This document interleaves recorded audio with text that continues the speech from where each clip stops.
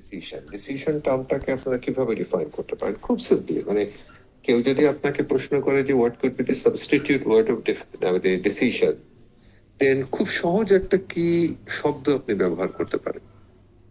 সেই ক্ষেত্রে আপনারা অনেকগুলো শব্দ বলেছিলেন, আমি বলেছিলাম যে আরো সহজ শব্দ হিসাবে let's consider it as decision is nothing but the and. আমরা বলেছিলাম যে ডিসিশন আর কিছুই না, এটা হলো কি আপনার শেষ। হ্যাঁ, মানে শেষ মানে কি? শেষ মানে হলো গিয়ে যে where do we want to go, that's our decision. Well, যেমন ধরেন যে আমরা অনেক সময় কথায় কথায় আপনারা কথোপকথনেও আমরা এরকম বলি যে একটা লোক অনেক কিছু বলছে, বা একজন ছেলে বা একটা মেয়ে অনেক কিছু বলছে, আমরা হয়তো একটু বিরক্ত হয়ে বলি যে আচ্ছা থামেন, আপনি আসলে কি বলতে চান আমাকে একটু বলেন তো। তার মানে কি যে উনি অনেক কিছু বলছেন কিন্তু আসল কথা উনি বলছেন না, রাইট? তো আমরা জানতে চাই যে উনি কি বলতে চায়, that means what would be the conclusion of his discussion, তার ডিসকাশনের কনক্লুশনটা কি হবে। তো আমি বলেছিলাম যে কনক্লুশন আপনাদের দু একজন কেউ বলেছিলেন, আমি বলেছিলাম যে দেখেন কনক্লুশন শব্দটা তো একটু কঠিন, অনেকেই আমরা জানি না, আরো সহজ শব্দ হলো is nothing but the end, right? আর ডিসিশন মেকিংটাকে আমরা বলেছিলাম দ্য প্রসেস, যে প্রক্রিয়াটা আমরা ব্যবহার করি, যে প্রক্রিয়ার মাধ্যমে আমি the at the beginning of the process, প্রসেসের শুরুতেই আমরা যে প্রক্রিয়ার মাধ্যমে আমরা নির্ধারণ করি, সেই প্রক্রিয়াটাকে আমরা বলেছিলাম ডিসিশন মেকিং প্রক্রিয়া। না, তো আজকে আমরা প্ল্যানিং করছি। Remember that decision and plan, এ দুটো এমন দুটো জিনিস গোজ হ্যান্ড ইন হ্যান্ড, এ দুটো হাত ধরাধরি করে চলে। You simply cannot separate this two from each other, এ দুটোকে আমরা একটা থেকে আরেকটা আলাদা করতে পারি না। সেক্ষেত্রেই আমরা বলি যে যদি আমরা অ্যাকসেপ্ট করে নেই যে decision is nothing but the and, যদি আমরা এটাকে স্বীকার করে নেই, তাহলে আমরা এটা স্বীকার করতেই পারি দেন হোয়াট ইজ প্ল্যান। প্ল্যানটাকে আমরা বলতে পারি it is nothing but the journey towards the end, অর্থাৎ আমাদের এই যে গোল যেটা আমরা ডিসাইড করি, যেটা আমাদের ডিসিশন যে আমরা ওখানে পৌঁছাবো, রাইট?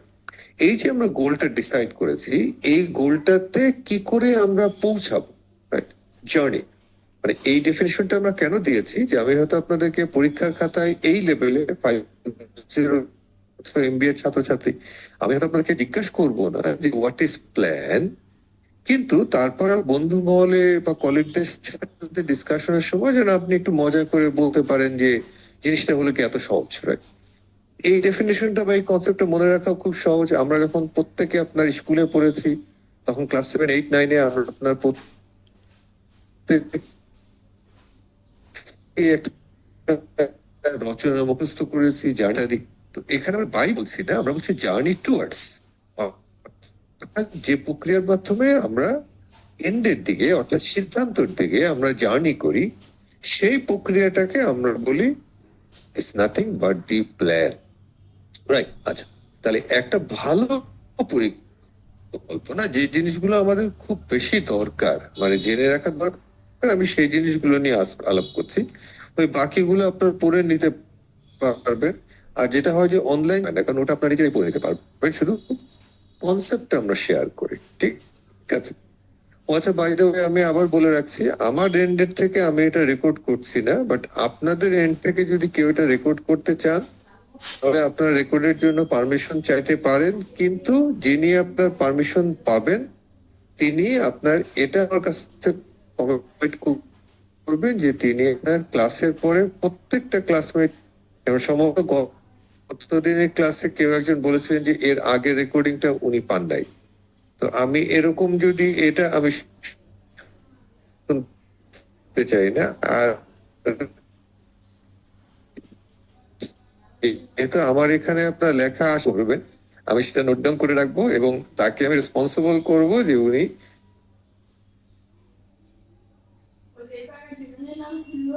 যদি শেয়ার না করে থাকেন দেন সি একটু পানিশমেন্টও পাবেন। তো সেখানে বলছি যে বুঝে সে পারমিটেড হবেন, কিন্তু মানে কন্ডিশন তিনি আপনার সেই রেকর্ডিংটা পরে সমস্ত ক্লাসমেটদের সাথে শেয়ার করবেন। তো যাক, আমরা যেটা বলছিলাম যে একটা ভালো পরিকল্পনা আমার 5টা প্রশ্নের উত্তর দেবে। 8টা ডাব্লিউ, একটা এইচ। তো এই চারটা ডাব্লিউ কি? What to do, went to do, who to do, what to do, and one H is how to do. মানে একটা ভালো পরিকল্পনার ভেতরে বা একটা পরিকল্পনা ডকুমেন্টের ভেতরে যদি আমরা এই পাঁচটা প্রশ্নের উত্তর পরিষ্কার করে পাই, তাহলে আমরা বলবো এটা একটা ভালো পরিকল্পনা। আর কোনো একটা প্রশ্নের উত্তর যদি ওখানে মিসিং থাকে, আমরা বলবো সেই পরিকল্পনাটা ভালো না। আমি আবার বলছি যে আমি হয়তো আপনাদেরকে এরকম প্রশ্ন হয়তো জিজ্ঞেস করবো না, কিন্তু এই জিনিসগুলো আপনাদের জেনে রাখা ভালো। আমি হয়তো এও আপনাদেরকে প্রশ্ন করবো না that how to make a plan, মানে হাউ দি প্ল্যান ওয়ার্কস, মানে প্ল্যান কি করে কাজ করে, এই ধরনের প্রশ্ন আমি সাধারণত করি না। কারণ এগুলো আপনার, আমি মনে করি যে এগুলো আন্ডার গ্রেডের কনসেপ্ট। কিন্তু যেহেতু আমরা প্ল্যানিংটা পড়াচ্ছি, সেহেতু এই জিনিসগুলো আপনাদের একটু নলেজে থাকা ভালো। যেমন ধরেন একটা ভালো পরিকল্পনা যদি আমরা করি, সে কোঅর্ডিনেটেড এফোর্ট, রাইট? অর্থাৎ কে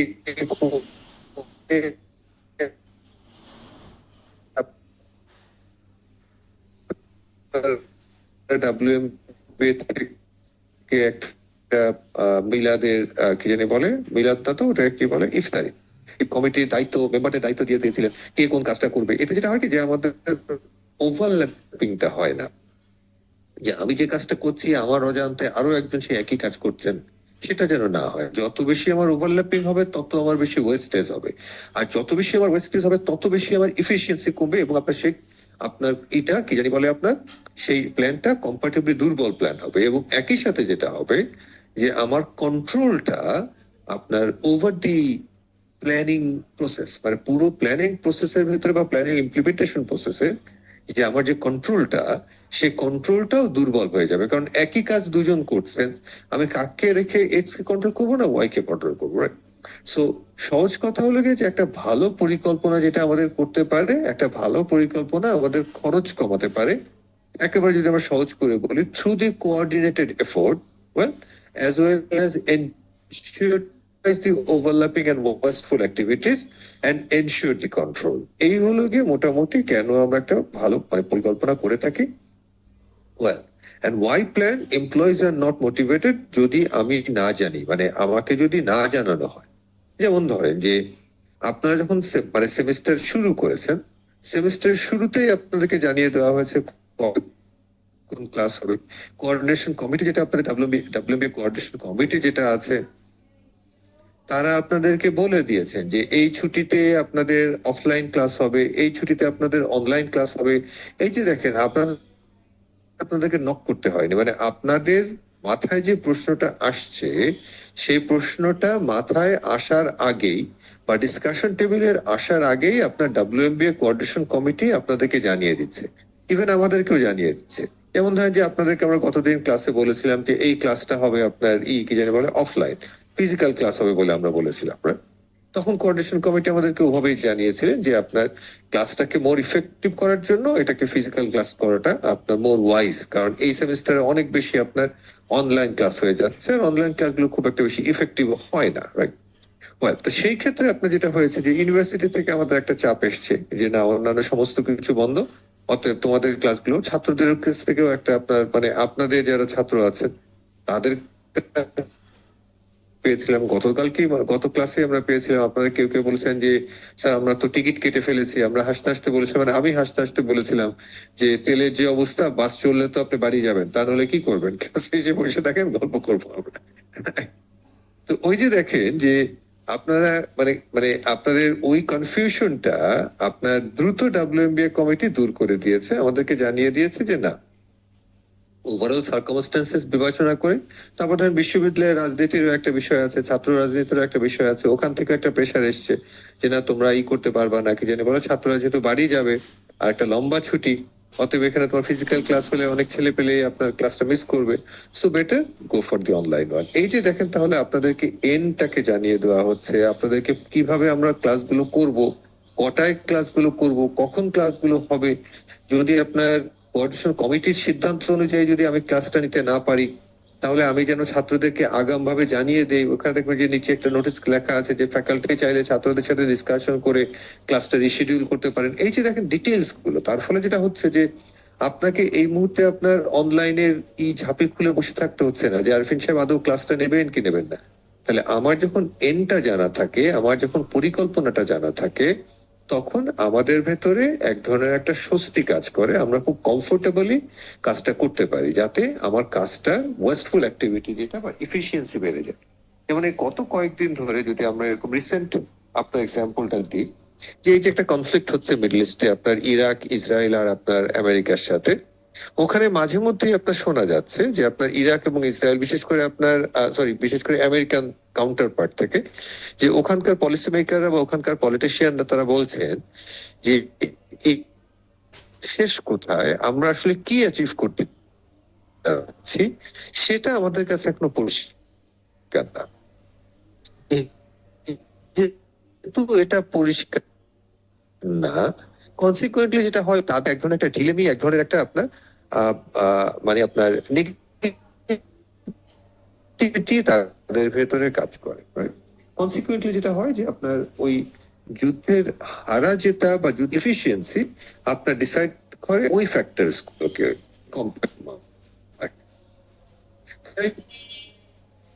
তো মোটামুটি আমরা হোয়াট ইজ এটা আমরা জানলাম। ছেলে পেলে কি আমার কথা শুনতে পাচ্ছেন রে? জি স্যার, জি স্যার।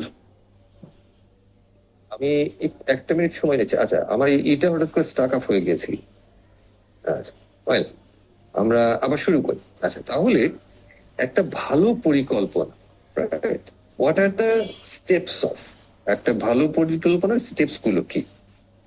আমি আপনাদেরকে আবার নিশ্চিত করে বলছি যে আমি কখনোই আপনাদেরকে জিজ্ঞাসা করবো না what are the phase of the plan, what are the steps of plan. আমি আপনাকে জানিয়ে দেবো যে কোত্থেকে আমি সাধারণত প্রশ্নগুলো করি।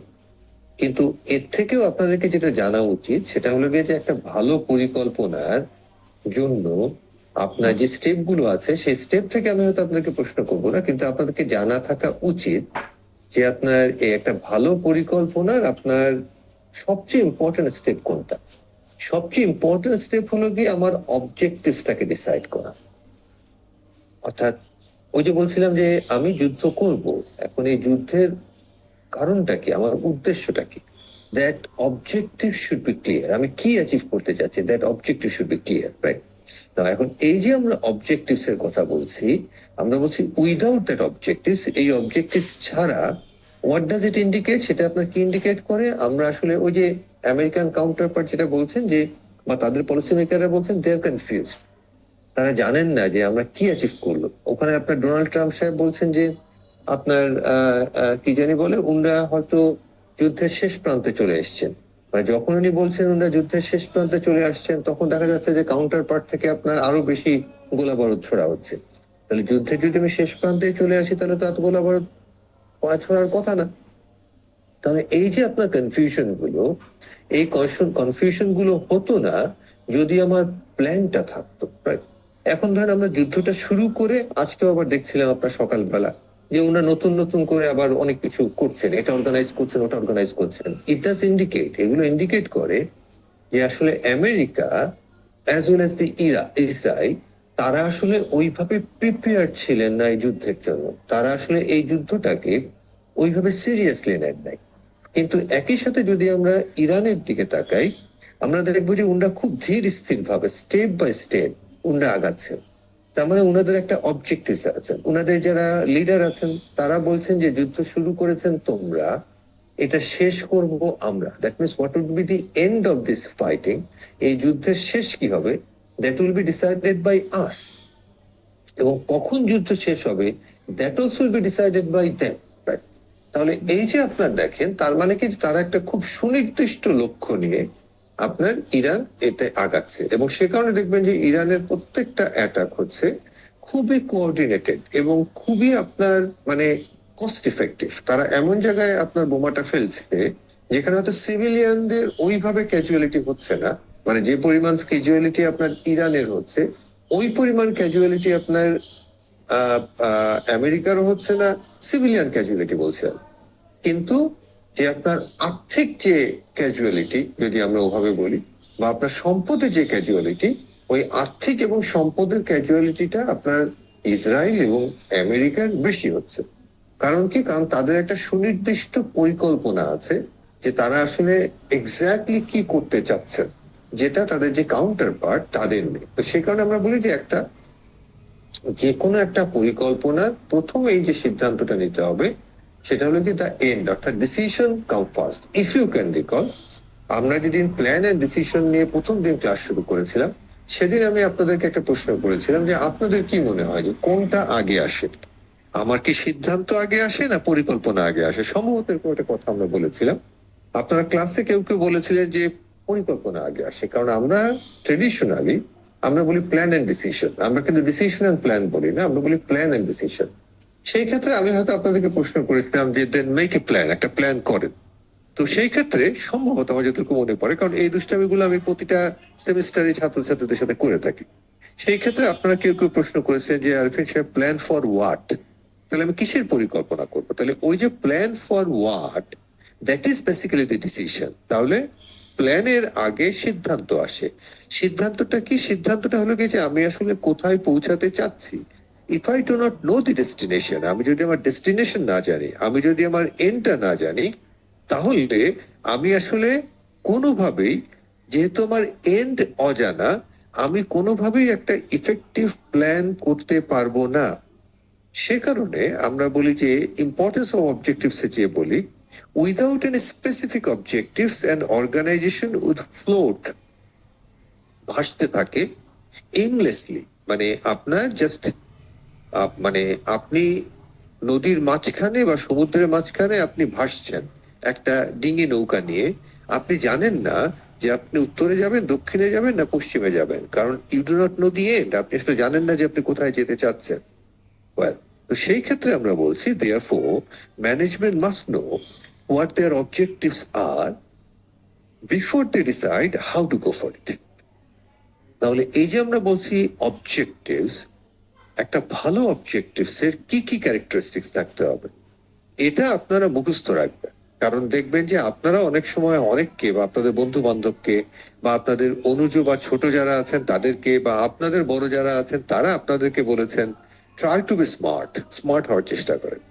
এখন স্মার্ট জিনিসটা কি? আমরা এই টার্মটা প্রায়ই ব্যবহার করে থাকি, কিন্তু আমরা আসলে অনেকেই জানি না যে স্মার্ট মানেটা কি।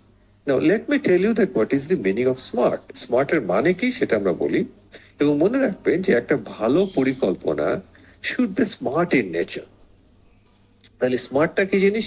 SMART, smart. S stand for specific, সুনির্দিষ্ট, রাইট? আমি WMBA প্রোগ্রামে ভর্তি হব, দ্যাটস, অথবা আমি MBA টা শেষ করব, right? Well within the next 2 years or within the next 3 years time period আমাকে আমার MBA টা শেষ করতে হবে। এই যে এখন সুনির্দিষ্ট, specific. Well and it should B measurable. Measurable মানে কি? ওই যে আপনি কি বললেন, আগামী 3 বছরের ভেতরে আমাকে আমার MBA টা শেষ করতে হবে। ইট should B measurable. It should be achievable. তাহলে অ্যাচিভেবল মানে কি? MBA করার জন্য আপনার হার্ভার্ড বিশ্ববিদ্যালয় থেকে শুরু করে জাহাঙ্গীরনগর বিশ্ববিদ্যালয়, বা আপনার সম্ভবত আপনার যে আর্মি ইউনিভার্সিটি আছে, বা সাভারে আপনার আরো অনেক প্রাইভেট ইউনিভার্সিটি আছে, অনেকগুলো আছে, কিন্তু আপনি কোথায় করবেন? হার্ভার্ডে করবেন, ঢাকা ইউনিভার্সিটি করবেন, জাহাঙ্গীরনগরে করবেন, আপনার একটা কস্ট, মানে ক্যামব্রিজে করবেন, কোথায় আপনি করতে চান? আপনি যেই পরিকল্পনাই করেন না কেন, that should be achievable, well as it should be relevant, right?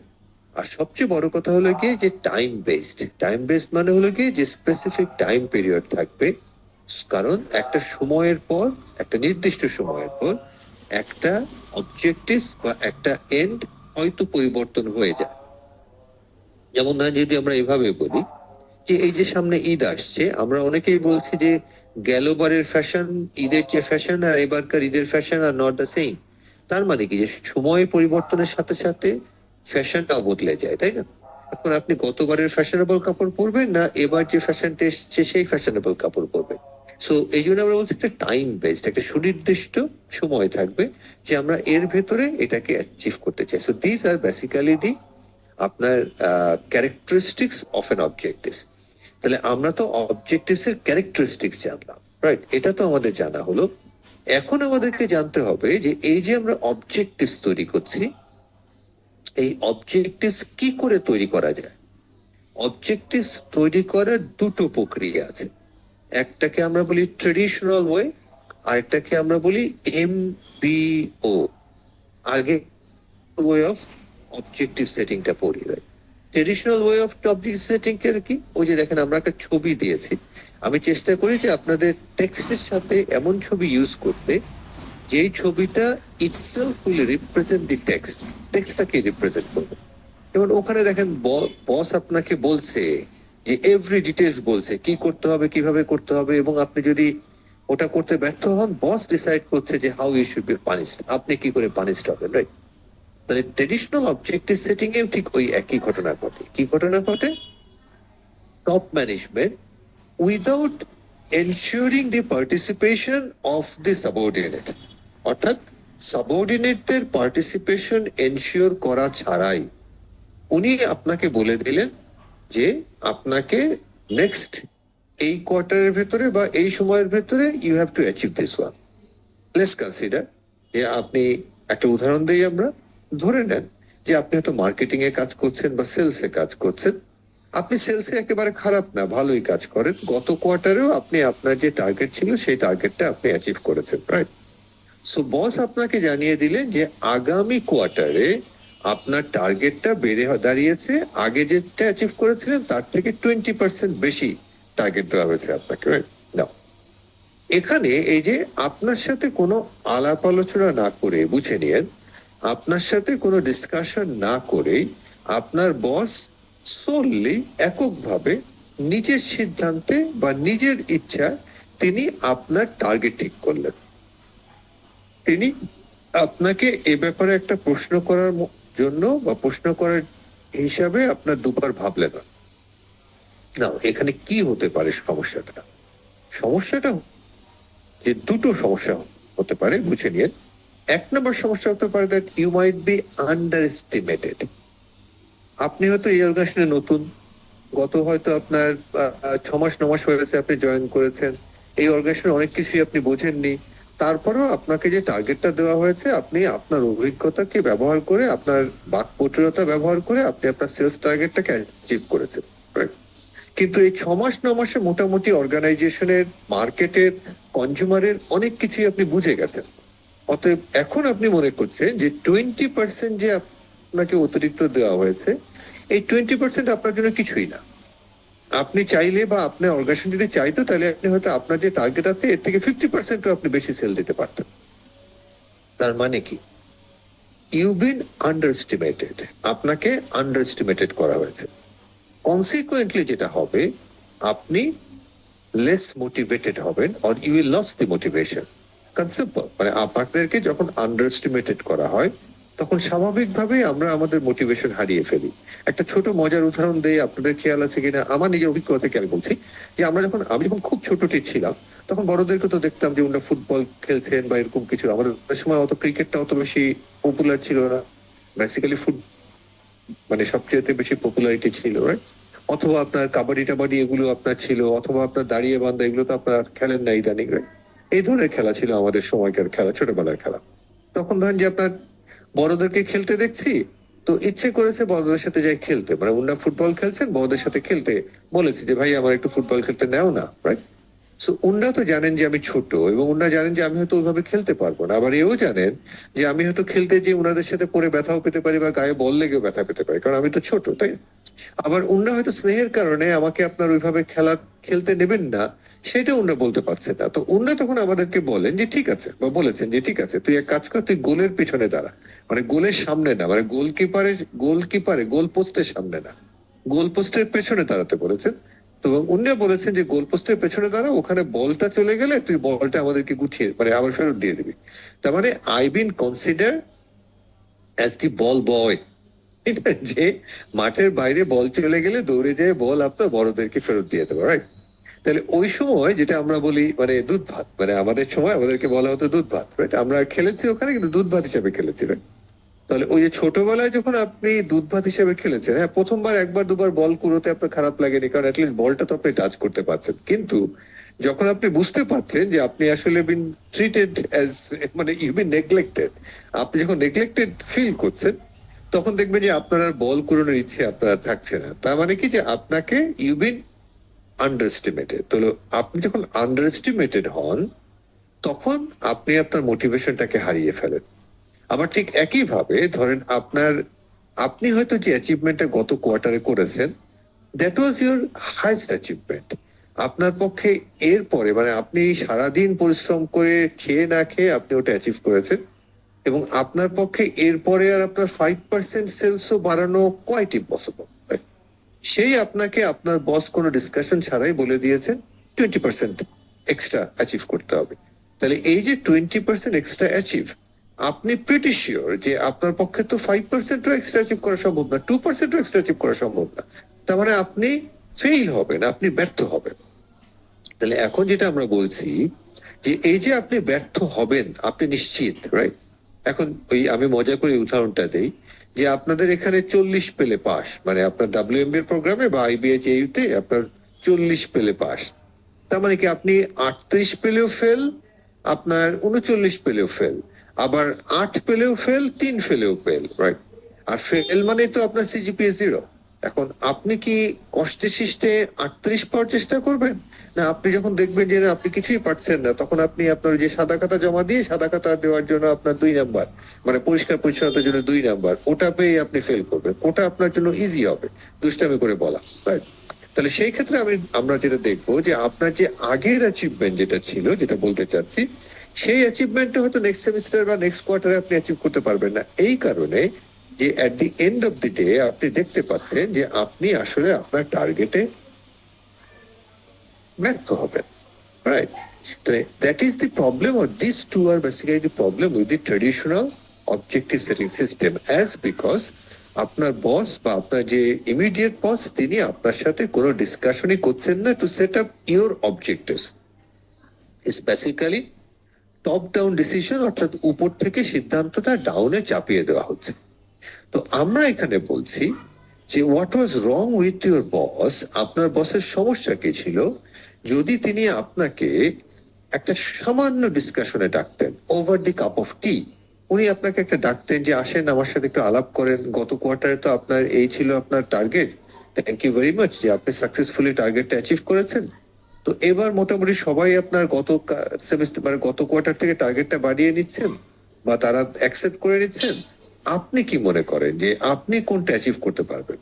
কারণ আপনি হয়তো চিন্তা করছেন যে আপনি আরো 10% অ্যাচিভ করতে পারবেন, কিন্তু আপনি চিন্তা করলেন যে এই যে দেখেন এটা একটা সাইকোলজিক্যাল বিষয়, কারণ আগামী ক্লাস থেকে আমরা বিহেভিয়ার শুরু করব, এখান থেকে আমরা সেটা শুরু করছি, মানে এখান থেকে আমরা কিছু শেয়ার করছি যে যখন আপনার বস আপনাকে ডাকবে তখন আপনি এক ধরনের একটা প্রাউড ফিল করবেন যে বস ডেকেছে, এবং বস যখন আপনার কাছ থেকে আপনার ব্যাপারে ওপিনিয়ন জানতে চাইবে যে আপনি কি অ্যাচিভ করতে চান, রাইট? তখন আপনি অটোমেটিক্যালি উইল বি মোটিভেটেড। তাহলে ওই যে আপনি 10% আপনার ম্যাক্সিমাম হয়তো আপনি অ্যাচিভ করতে পারতেন কোয়ার্টারলি, রাইট? সেটা হয়তো আপনি আপনার বসকে বাড়িয়ে বলবেন যে বস 10% তো আমি অ্যাচিভ করতে পারবোই, মোটামুটি আপনি কনফার্ম থাকেন। তারপরেও আপনি লিখে রাখেন যে আমি টার্গেট দিয়েছি 15%, I'll try my level best to achieve 15%, যদি 15% অ্যাচিভ নাও করতে পারি তাহলে আপনি নিশ্চিত থাকেন 10% অ্যাচিভ তো করবোই না, কনফার্ম। এবং ওই যে আপনি ওয়ার্ড অফ মাউথ দিয়েছেন, ওটা তো আপনার বসের মুখ থেকে আসেনি 15%, ওটা এসছে আপনার মুখ থেকে। যেহেতু এটা আপনি ওয়াদা করেছেন আপনার বসের সাথে, consequently what will you do, আপনি কি করবেন? আপনি এতটাই মোটিভেটেড, আপনি এতটাই গিলটি ফিল করছেন যে এটা আমি বলেছিলাম বসকে 15%, অতএব যে করে হোক by hook or by crook আমাকে 15% অ্যাচিভ করতেই হবে। 15% অ্যাচিভ না করতে পারলেও তার কাছাকাছি অ্যাচিভ করতে হবে। তাহলে দেখেন এই যে 1 কাপ চায়ের মূল্য, just a cup of tea, organisation আপনার কাছ থেকে আপনার ম্যাক্সিমামটা নিগড়ে নিতে পারছে। তাহলে এই প্রক্রিয়াটাকে আমরা বলছি MBO, management by objectives. Remember that এই MBOটাকে আমরা বলি modern way of objective setting strategy. MBO এটা এমন একটা কনসেপ্ট, এই কনসেপ্টটা কখনো কখনো আমরা কন্ট্রোল সিস্টেমে পড়াই, কখনো কখনো আমরা এমপ্লয়ি মোটিভেশন সিস্টেমে পড়াই, কখনো কখনো আমরা লিডারশিপ পড়াতে যেও আমরা MBO পড়াই, পার্টিসিপেটিভ লিডারশিপের একটা কনসেপ্ট আমাদের MBO।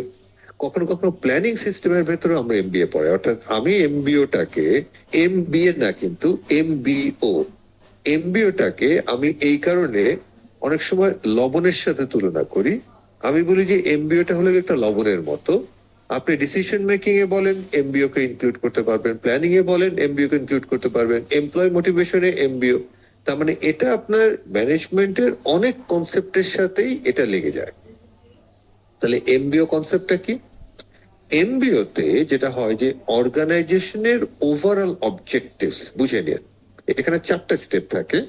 অর্গানাইজেশনের যে ওভারঅল অবজেক্টিভস, অর্থাৎ জাহাঙ্গীর ধরে নেন জাহাঙ্গীরনগর বিশ্ববিদ্যালয়ে আগামী 5 বছরে বা আগামী 10 বছরে কি অ্যাচিভ করতে চাচ্ছে জাহাঙ্গীরনগর বিশ্ববিদ্যালয়।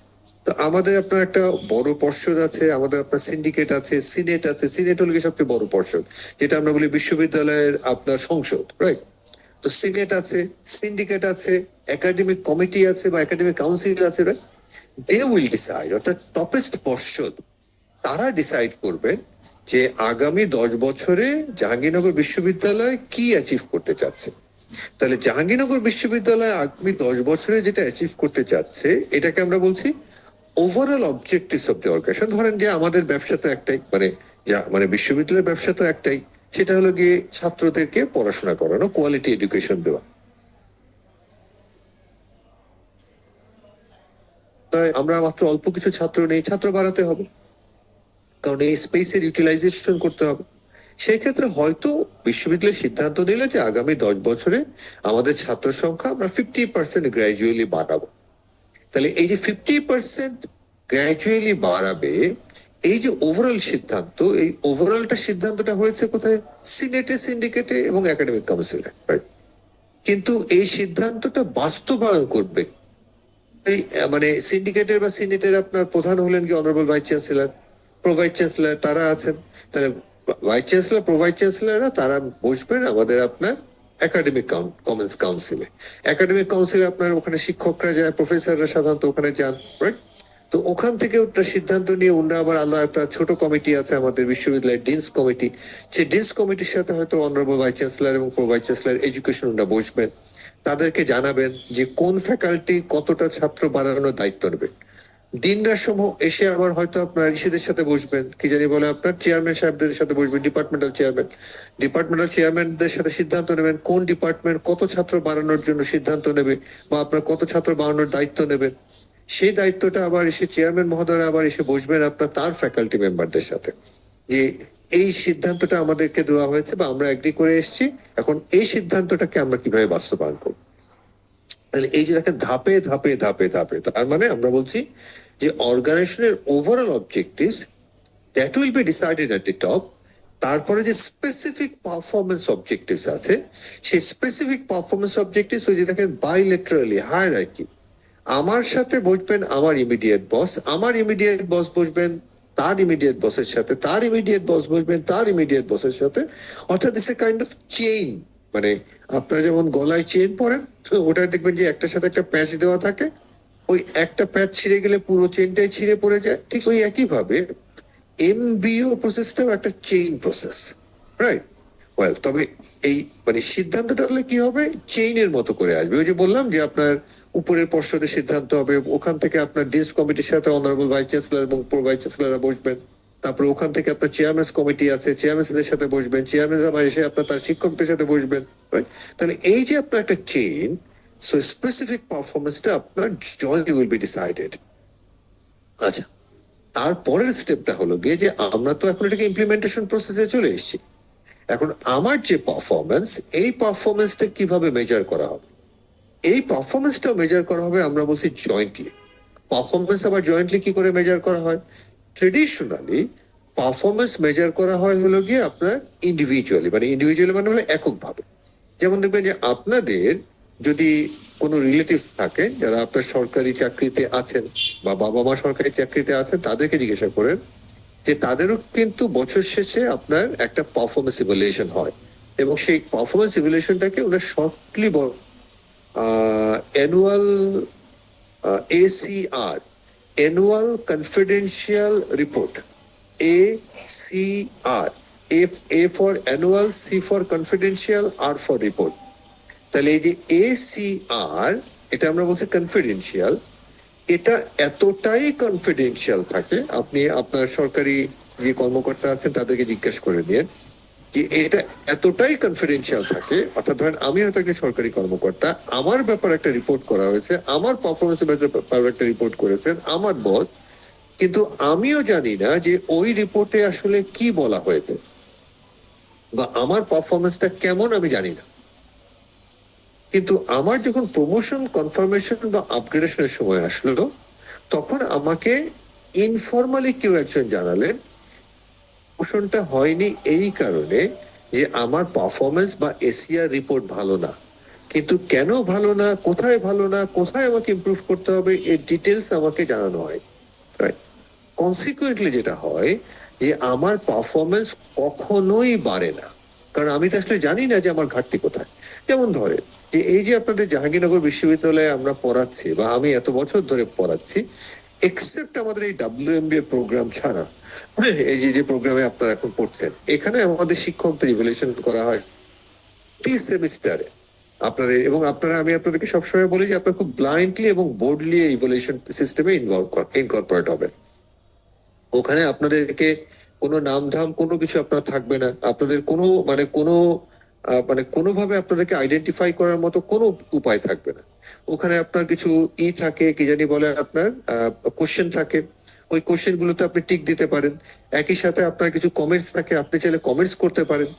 এবং আপনাদের পরীক্ষা শেষ হয়ে যাওয়ার পরে, অর্থাৎ চূড়ান্ত পরীক্ষা শেষ হয়ে যাওয়ার পরে পাবলিশ রেজাল্ট কনফার্ম হওয়ার পরে, অর্থাৎ যখন WMBA কমিটি কনফার্ম হয় যে রেজাল্ট পাবলিশ হয়েছে এবং প্রত্যেকটা ছেলে রেজাল্ট হাতে পেয়েছে, তারপরে সেই আপনার যে ইভ্যালুয়েশন করলেন সেই ইভ্যালুয়েশন গুলোকে আমাদেরকে দেওয়া হয়।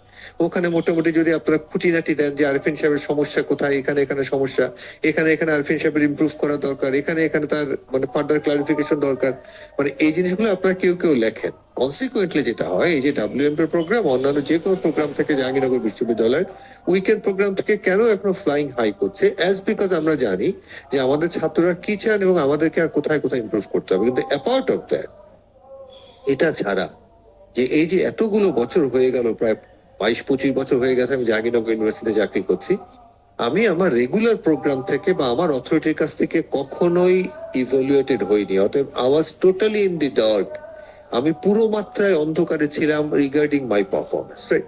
তো সেই ক্ষেত্রে আমরা বলছি যে এই যে আমাদের পারফরমেন্স ইভ্যালুয়েশনটা হবে, এই পারফরমেন্স ইভ্যালুয়েশন হবে জয়েন্টলি, অর্থাৎ আমাকে ইভ্যালুয়েট করার পরে আমাকে জানানো হবে, আমাকে জানানো হয় যে আমাকে কোন কোন বিষয় ইভ্যালুয়েট করা হচ্ছে, রাইট? এবং ইভ্যালুয়েশনের পরে তারা খুবই ডিসেন্টলি এবং সিক্রেটলি আমার ইভ্যালুয়েশনটা শুধু আমাকেই দেওয়া হবে, রাইট? আমার অন্য কোনো কলিগরা জানবেন না যে আমাকে, আমি কিভাবে ইভ্যালুয়েটেড হয়েছি। হ্যাঁ, আমি যদি খারাপ কিছু হয়ে থাকে তাহলে অথরিটি এসে আমার সাথে আলাপ করবেন। যদি ভালো কোনো ইভ্যালুয়েটেড হয় তখন অথরিটি ওপেনলি জানায় যে শিক্ষক ভালো করেছেন, কিন্তু খারাপ হলে উনি কখনো জানান না, ওটা উনি ব্যক্তিগতভাবে পার্সোনালি উনি ডিসকাশনে আসেন।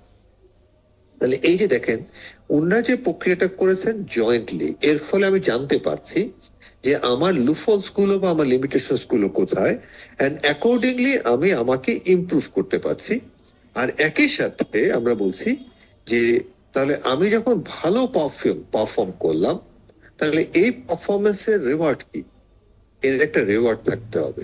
আমি যদি ভালো পারফর্ম রিপিটেডলি না করতে পারি, তারও একটা পানিশমেন্ট থাকতে হবে, এবং সেটাও আমাদের এখানে আছে, রাইট? এবং সে কারণে আমরা বলি যে আপনারা you should take this performance evaluation of the faculty very seriously, এবং খুব খোলামেলা ভাবে আপনারা এই কমেন্টস গুলো করবে।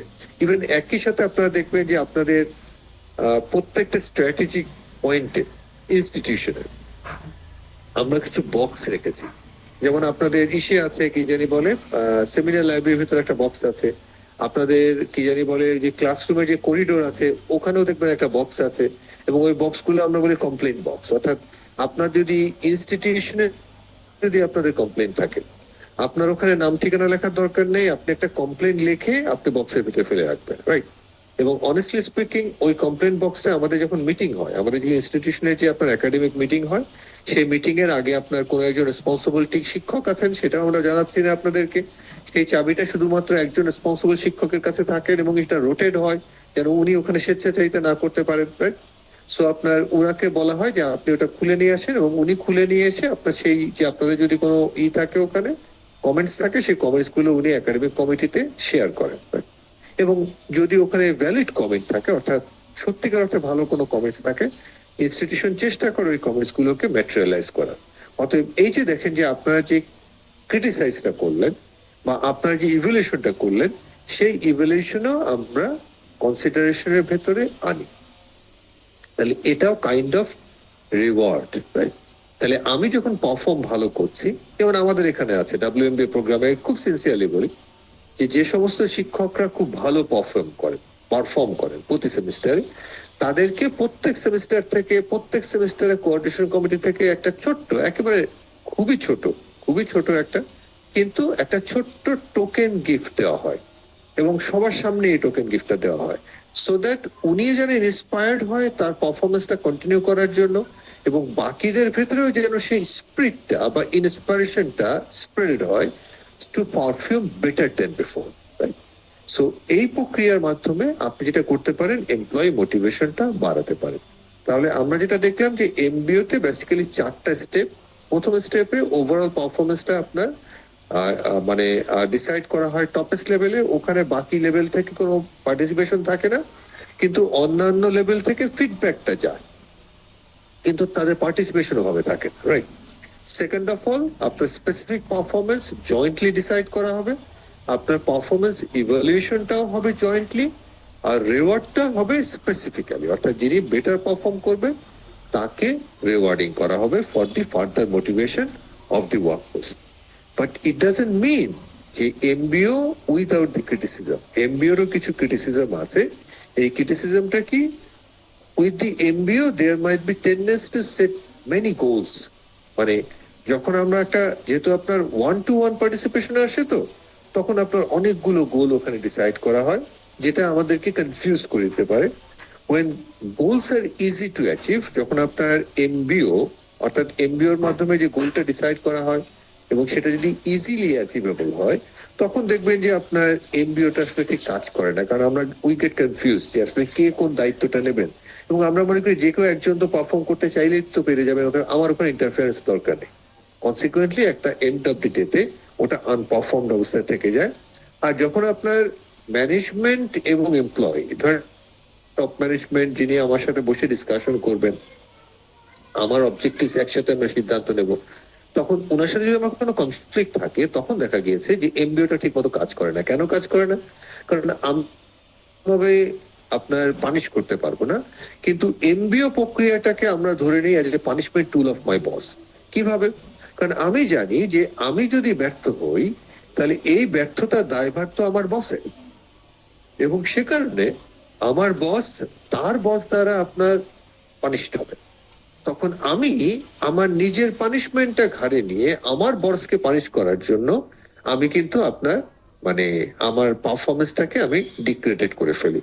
কনসিকুয়েন্টলি আমার বস আপনার ফেইল হয় বা ব্যর্থ হয়, কনসিকুয়েন্টলি ওভারঅল যে এমবিও সেটাও ব্যর্থ হয়। তাহলে আমরা বলছি যখন কনফ্লিক্টিং সিচুয়েশন থাকবে, তখন আপনার এমবিওটা ডাজন্ট ওয়ার্ক। আর একই সাথে আমরা বলছি যে যেহেতু আমাদের এখানে একটা কালচারাল প্রবলেম আছে, যে আমরা সাধারণত বসের মুখের উপরে কোনো কথা বলি না। এই যে দেখেন, আমি গত 1 ঘন্টা ধরে বক বক বক বক বক বক করছি, আপনারা কেউ কোনো প্রশ্নই করছে না বা কেউ কোনো কথাই বলছে না। কেন বলছে না? কারণ আপনারা ধরে নিচ্ছেন যে আপনারা আসলে সব জানেন, বা সব বুঝতে পারছেন। তাহলে এই যে আপনার বসের উপরে কথা, স্যারের উপরে কথা, স্যারকে প্রশ্ন করব, এই যে ইস্যুস গুলো, এর ফলে যেটা হয় যে বস তার যে ক্ষমতা আছে সেই ক্ষমতা আপনার অ্যাপ্লাই করে থাকেন। যেমন এই যে দেখেন, আমি আপনাদেরকে বললাম আগামী পরীক্ষা, আগামী মিড টার্মের ডেটটা আমরা ডিসাইড করলাম। কে ডিসাইড করেছে রে? আগামী সেকেন্ড পরীক্ষার ডেটটা, টেন্টেটিভ ডেটটা কে ডিসাইড করেছে? আমি না আমরা? তারা ডিসাইড করেছে।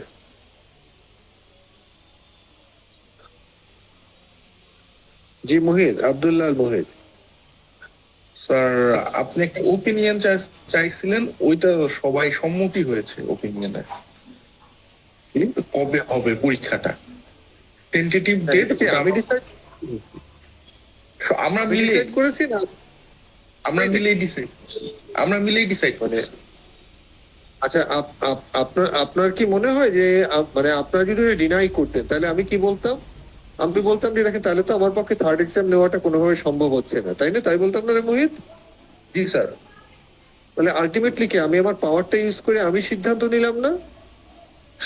স্যার এখানে আহ, দ্যাটস এইভাবে দ্য ইন্টারেস্টিং পার্ট। এটা হলো কি মজার জিনিস, রাইট?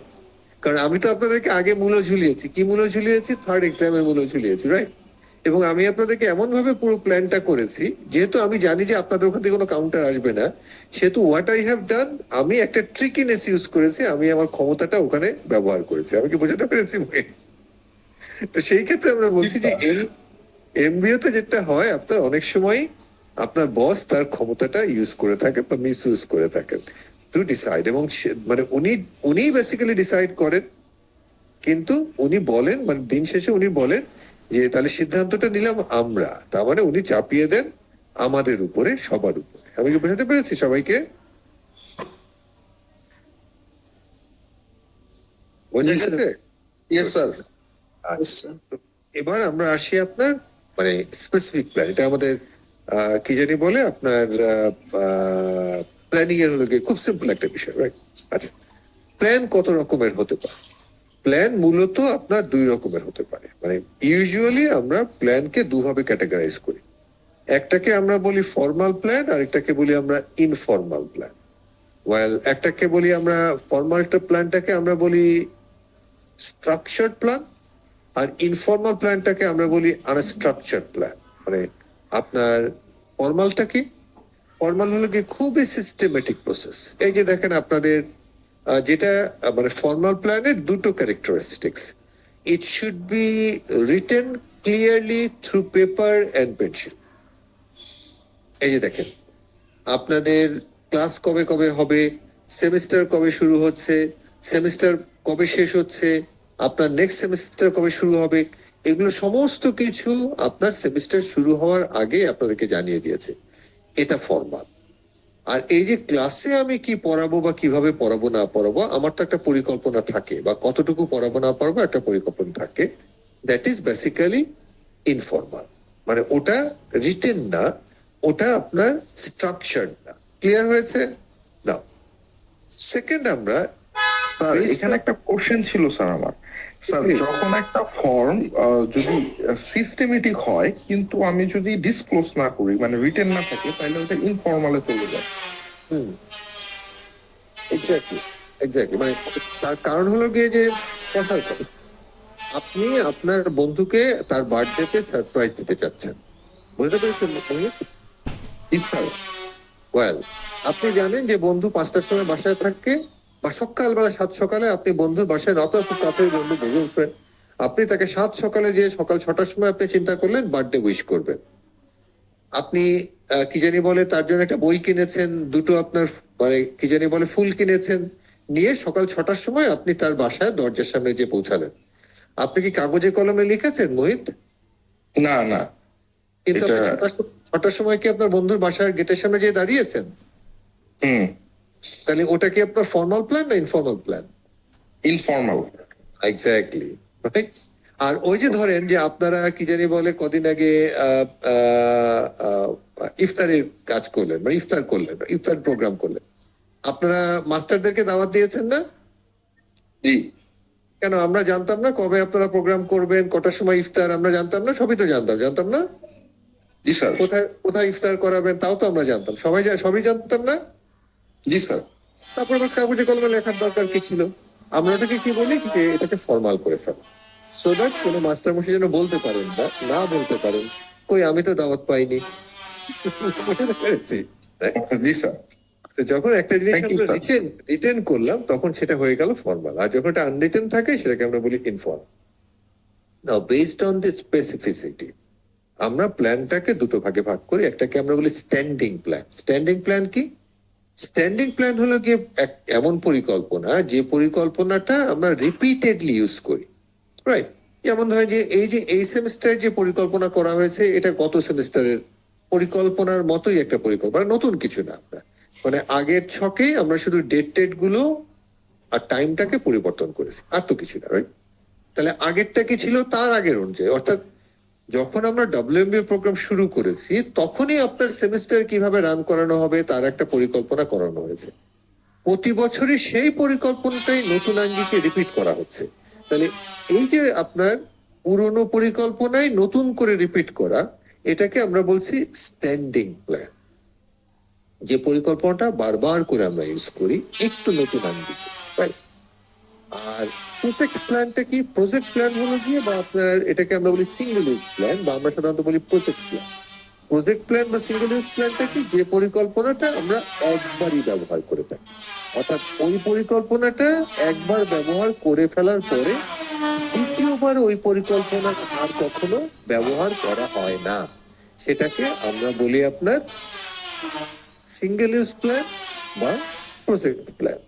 যেমন ধরেন যে আমাদের পদ্মা সেতু হয়েছে, এখন আমরা অনেকেই শুনছি যে আমাদের আরেকটা পদ্মা সেতু করার চিন্তা ভাবনা করছেন কষ্ট। তাহলে পদ্মা সেতুর তো একটা পরিকল্পনা গভর্নমেন্টের আছে, আছে না? আপনারা কি মনে করেন যে সেই একই পরিকল্পনা আপনার দ্বিতীয় পদ্মা সেতু করার জন্য আপনার কাজে লাগবে? তার একটা আরেকটা হ্যাঁ এক্স্যাক্টলি, আরো লাগবে না একটা স্যার। লাগবে না, রাইট? তাহলে ওটার জন্য কি করতে হবে? আমাকে নতুন আরেকটা পরিকল্পনা করতে হবে।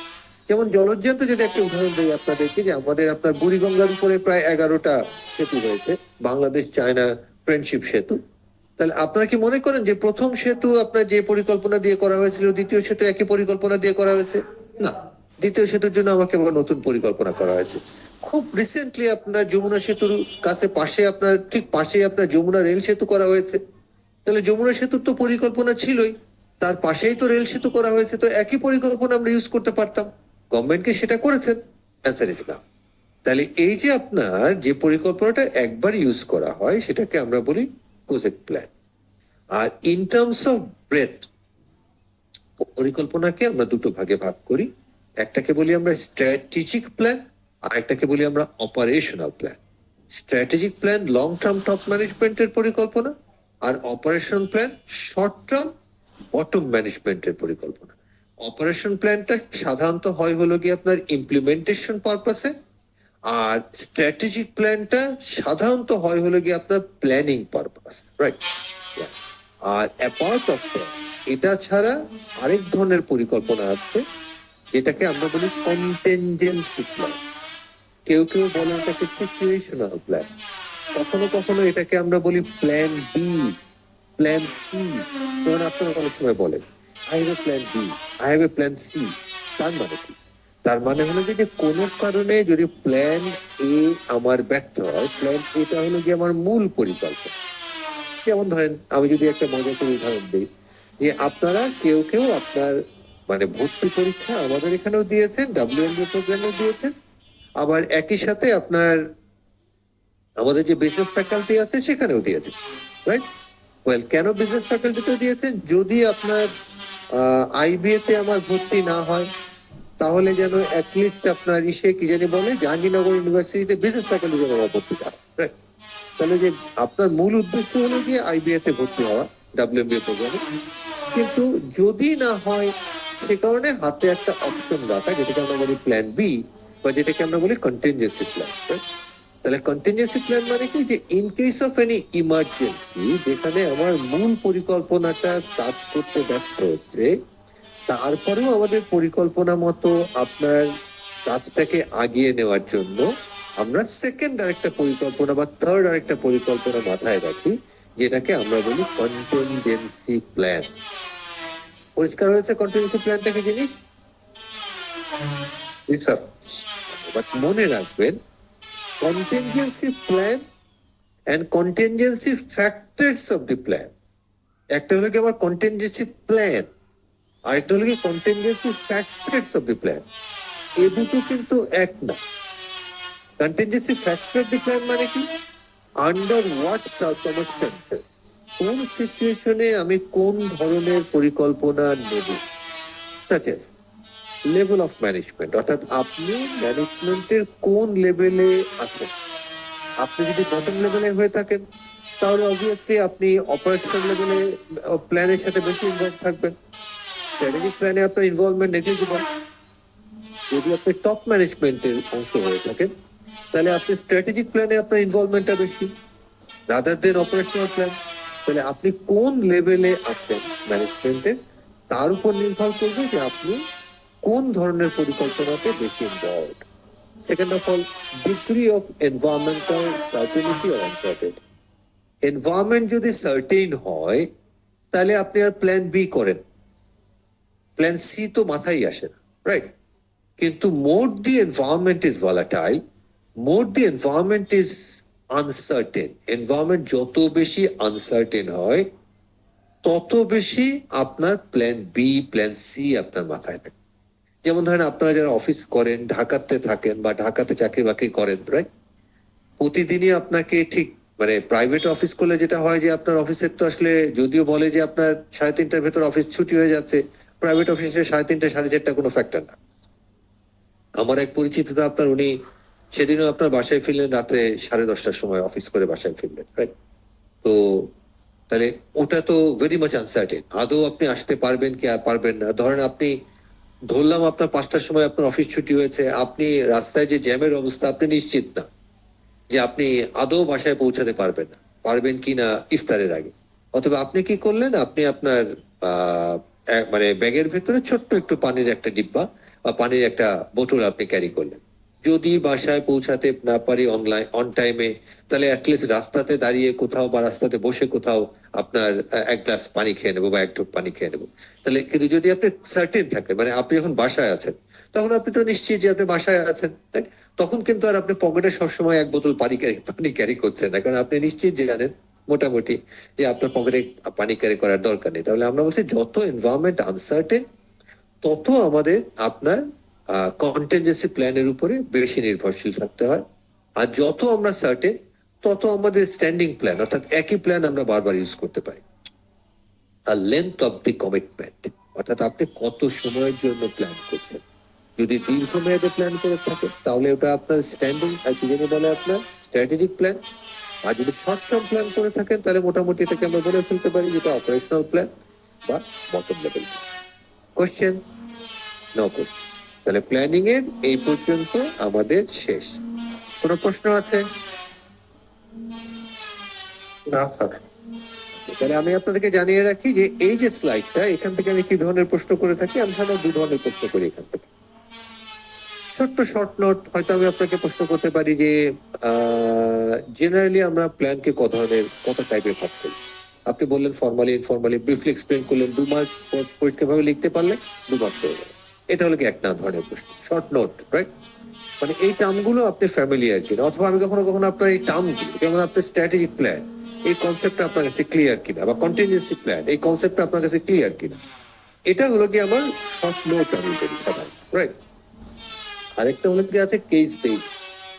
আমি আপনার একটা প্রশ্ন করি, মানে কেস করি, ওই যে আপনাদেরকে ফার্স্ট এক্সামে যেরকম একটা কেস দিয়েছিলাম, কেস করে আপনার প্রশ্ন করুন যে আপনি এই সিচুয়েশনে আপনি কোন ধরনের পরিকল্পনা আমাকে রিকমেন্ড করেন। আমি ওখানে প্রশ্নের ভেতরে টার্মগুলো লিখে দেবো, এটা কি আপনি specific, single use, strategic, operational না কন্টিনজেন্সি, কোন ধরনের পরিকল্পনা আপনি আমাকে রিকমেন্ড করবেন এই সিচুয়েশনে। তার সাথে আমি এও বলে রাখি জাস্টিফাই ইউর রিকমেন্ডেশন, অর্থাৎ আপনি যেটা রিকমেন্ড করলেন সেটাকে জাস্টিফাই করতে, আর একই সাথে আপনি এক্সপ্লেন করবেন, আর একই সাথে আপনি আপনার দাবির পক্ষে সিচুয়েশন থেকে যুক্তি দেবেন।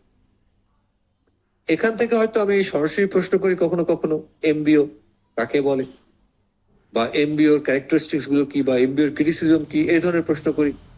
অথবা হয়তো আমি প্রশ্ন করি যে কেস বেস দিয়ে আমি আপনাকে বলবো যে আপনার কি মনে হয় যে এই সিচুয়েশনে আপনার বস বা এই অর্গানাইজেশনটা আপনার এমবিও প্র্যাকটিস করছে, জাস্টিফাই করেন ব্রিফলি এক্সপ্লেনিং ইউর ক্লেম। আমি বলতে পেরেছি কি ধরনের প্রশ্ন আমরা করি?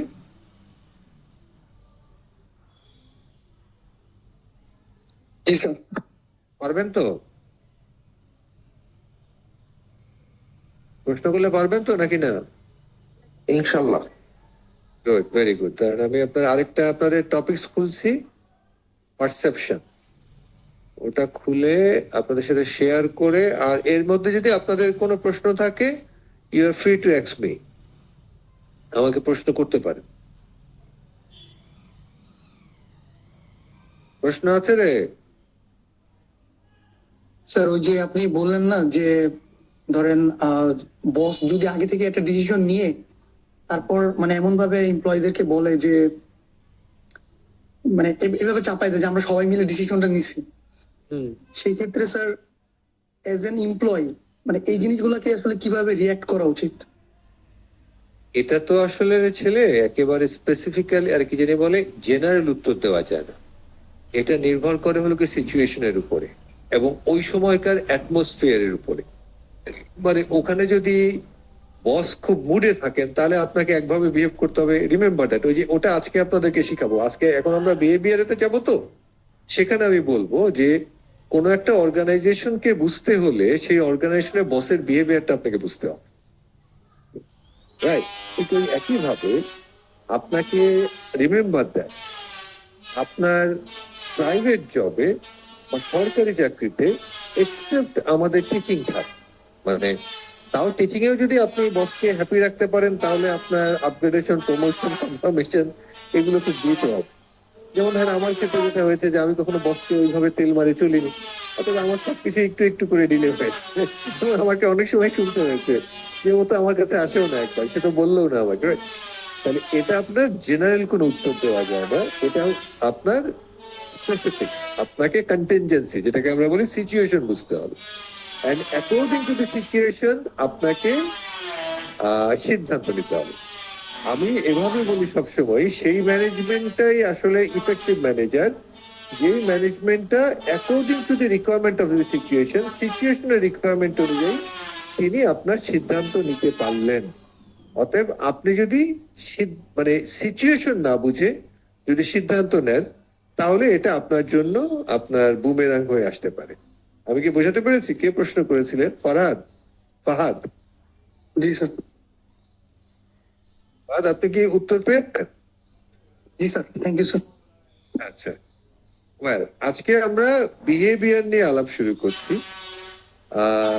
অর্গানাইজেশন বিহেভিয়ার, যেহেতু আমাদের কোর্সের নামই OM আর কি, অর্গানাইজেশন বিহেভিয়ার এন্ড আপনার আপনার কি জানি বলে ম্যানেজমেন্ট বা অর্গানাইজেশন এন্ড ম্যানেজমেন্ট, মূলত মানেটা হলো যে অর্গানাইজেশন বিহেভিয়ার ম্যানেজমেন্ট। আবার বলছি যে যখন ফিজিক্যাল ক্লাস হয় তখন আমি পারসেপশন আমার খুব পছন্দের একটা টপিক, বিহেভিয়ার আমার খুব পছন্দের একটা টপিকস। আমি রিয়েলি সরি যে আপনাদেরকে আমি সেইভাবে আপনার মানে আমি যেভাবে এই টপিকসটা পড়াই আমি আপনাদেরকে সেভাবে পড়াতে পারি, কারণ অনলাইনে এটা কোয়াইট ইম্পসিবল, রাইট? যাই হোক, তারপরে আমি আমার সাধ্যমতো চেষ্টা করব যে সো দ্যাট আপনারা যেন টপিকস গুলো বুঝতে পারেন। অর্গানাইজেশন বিহেভিয়ার আমাকে বুঝতে হলে আমাকে পিপলস বিহেভিয়ার বুঝতে হবে। পিপলস মানে কি? পিপলস মানে হলো কি আমার employees of the organization, right? আর অর্গানাইজেশনের বিহেভিয়ারকে ইউজ করে যদি আমাকে আপনার উপরে যেতে হয়, অর্থাৎ টপে উঠতে হয়, আমাকে অবশ্যই আমার টপ ম্যানেজমেন্টের বিহেভিয়ারটা বুঝতে হবে। রিমেম্বার দ্যাট, টপ ম্যানেজমেন্ট যেই ধরনের বিহেভিয়ার করেন বা যে ধরনের বিহেভিয়ারে বিশ্বাস করেন, একটা অর্গানাইজেশনের behaviour norms and system and values and philosophy ঠিক এক্স্যাক্টলি সেভাবেই নয়।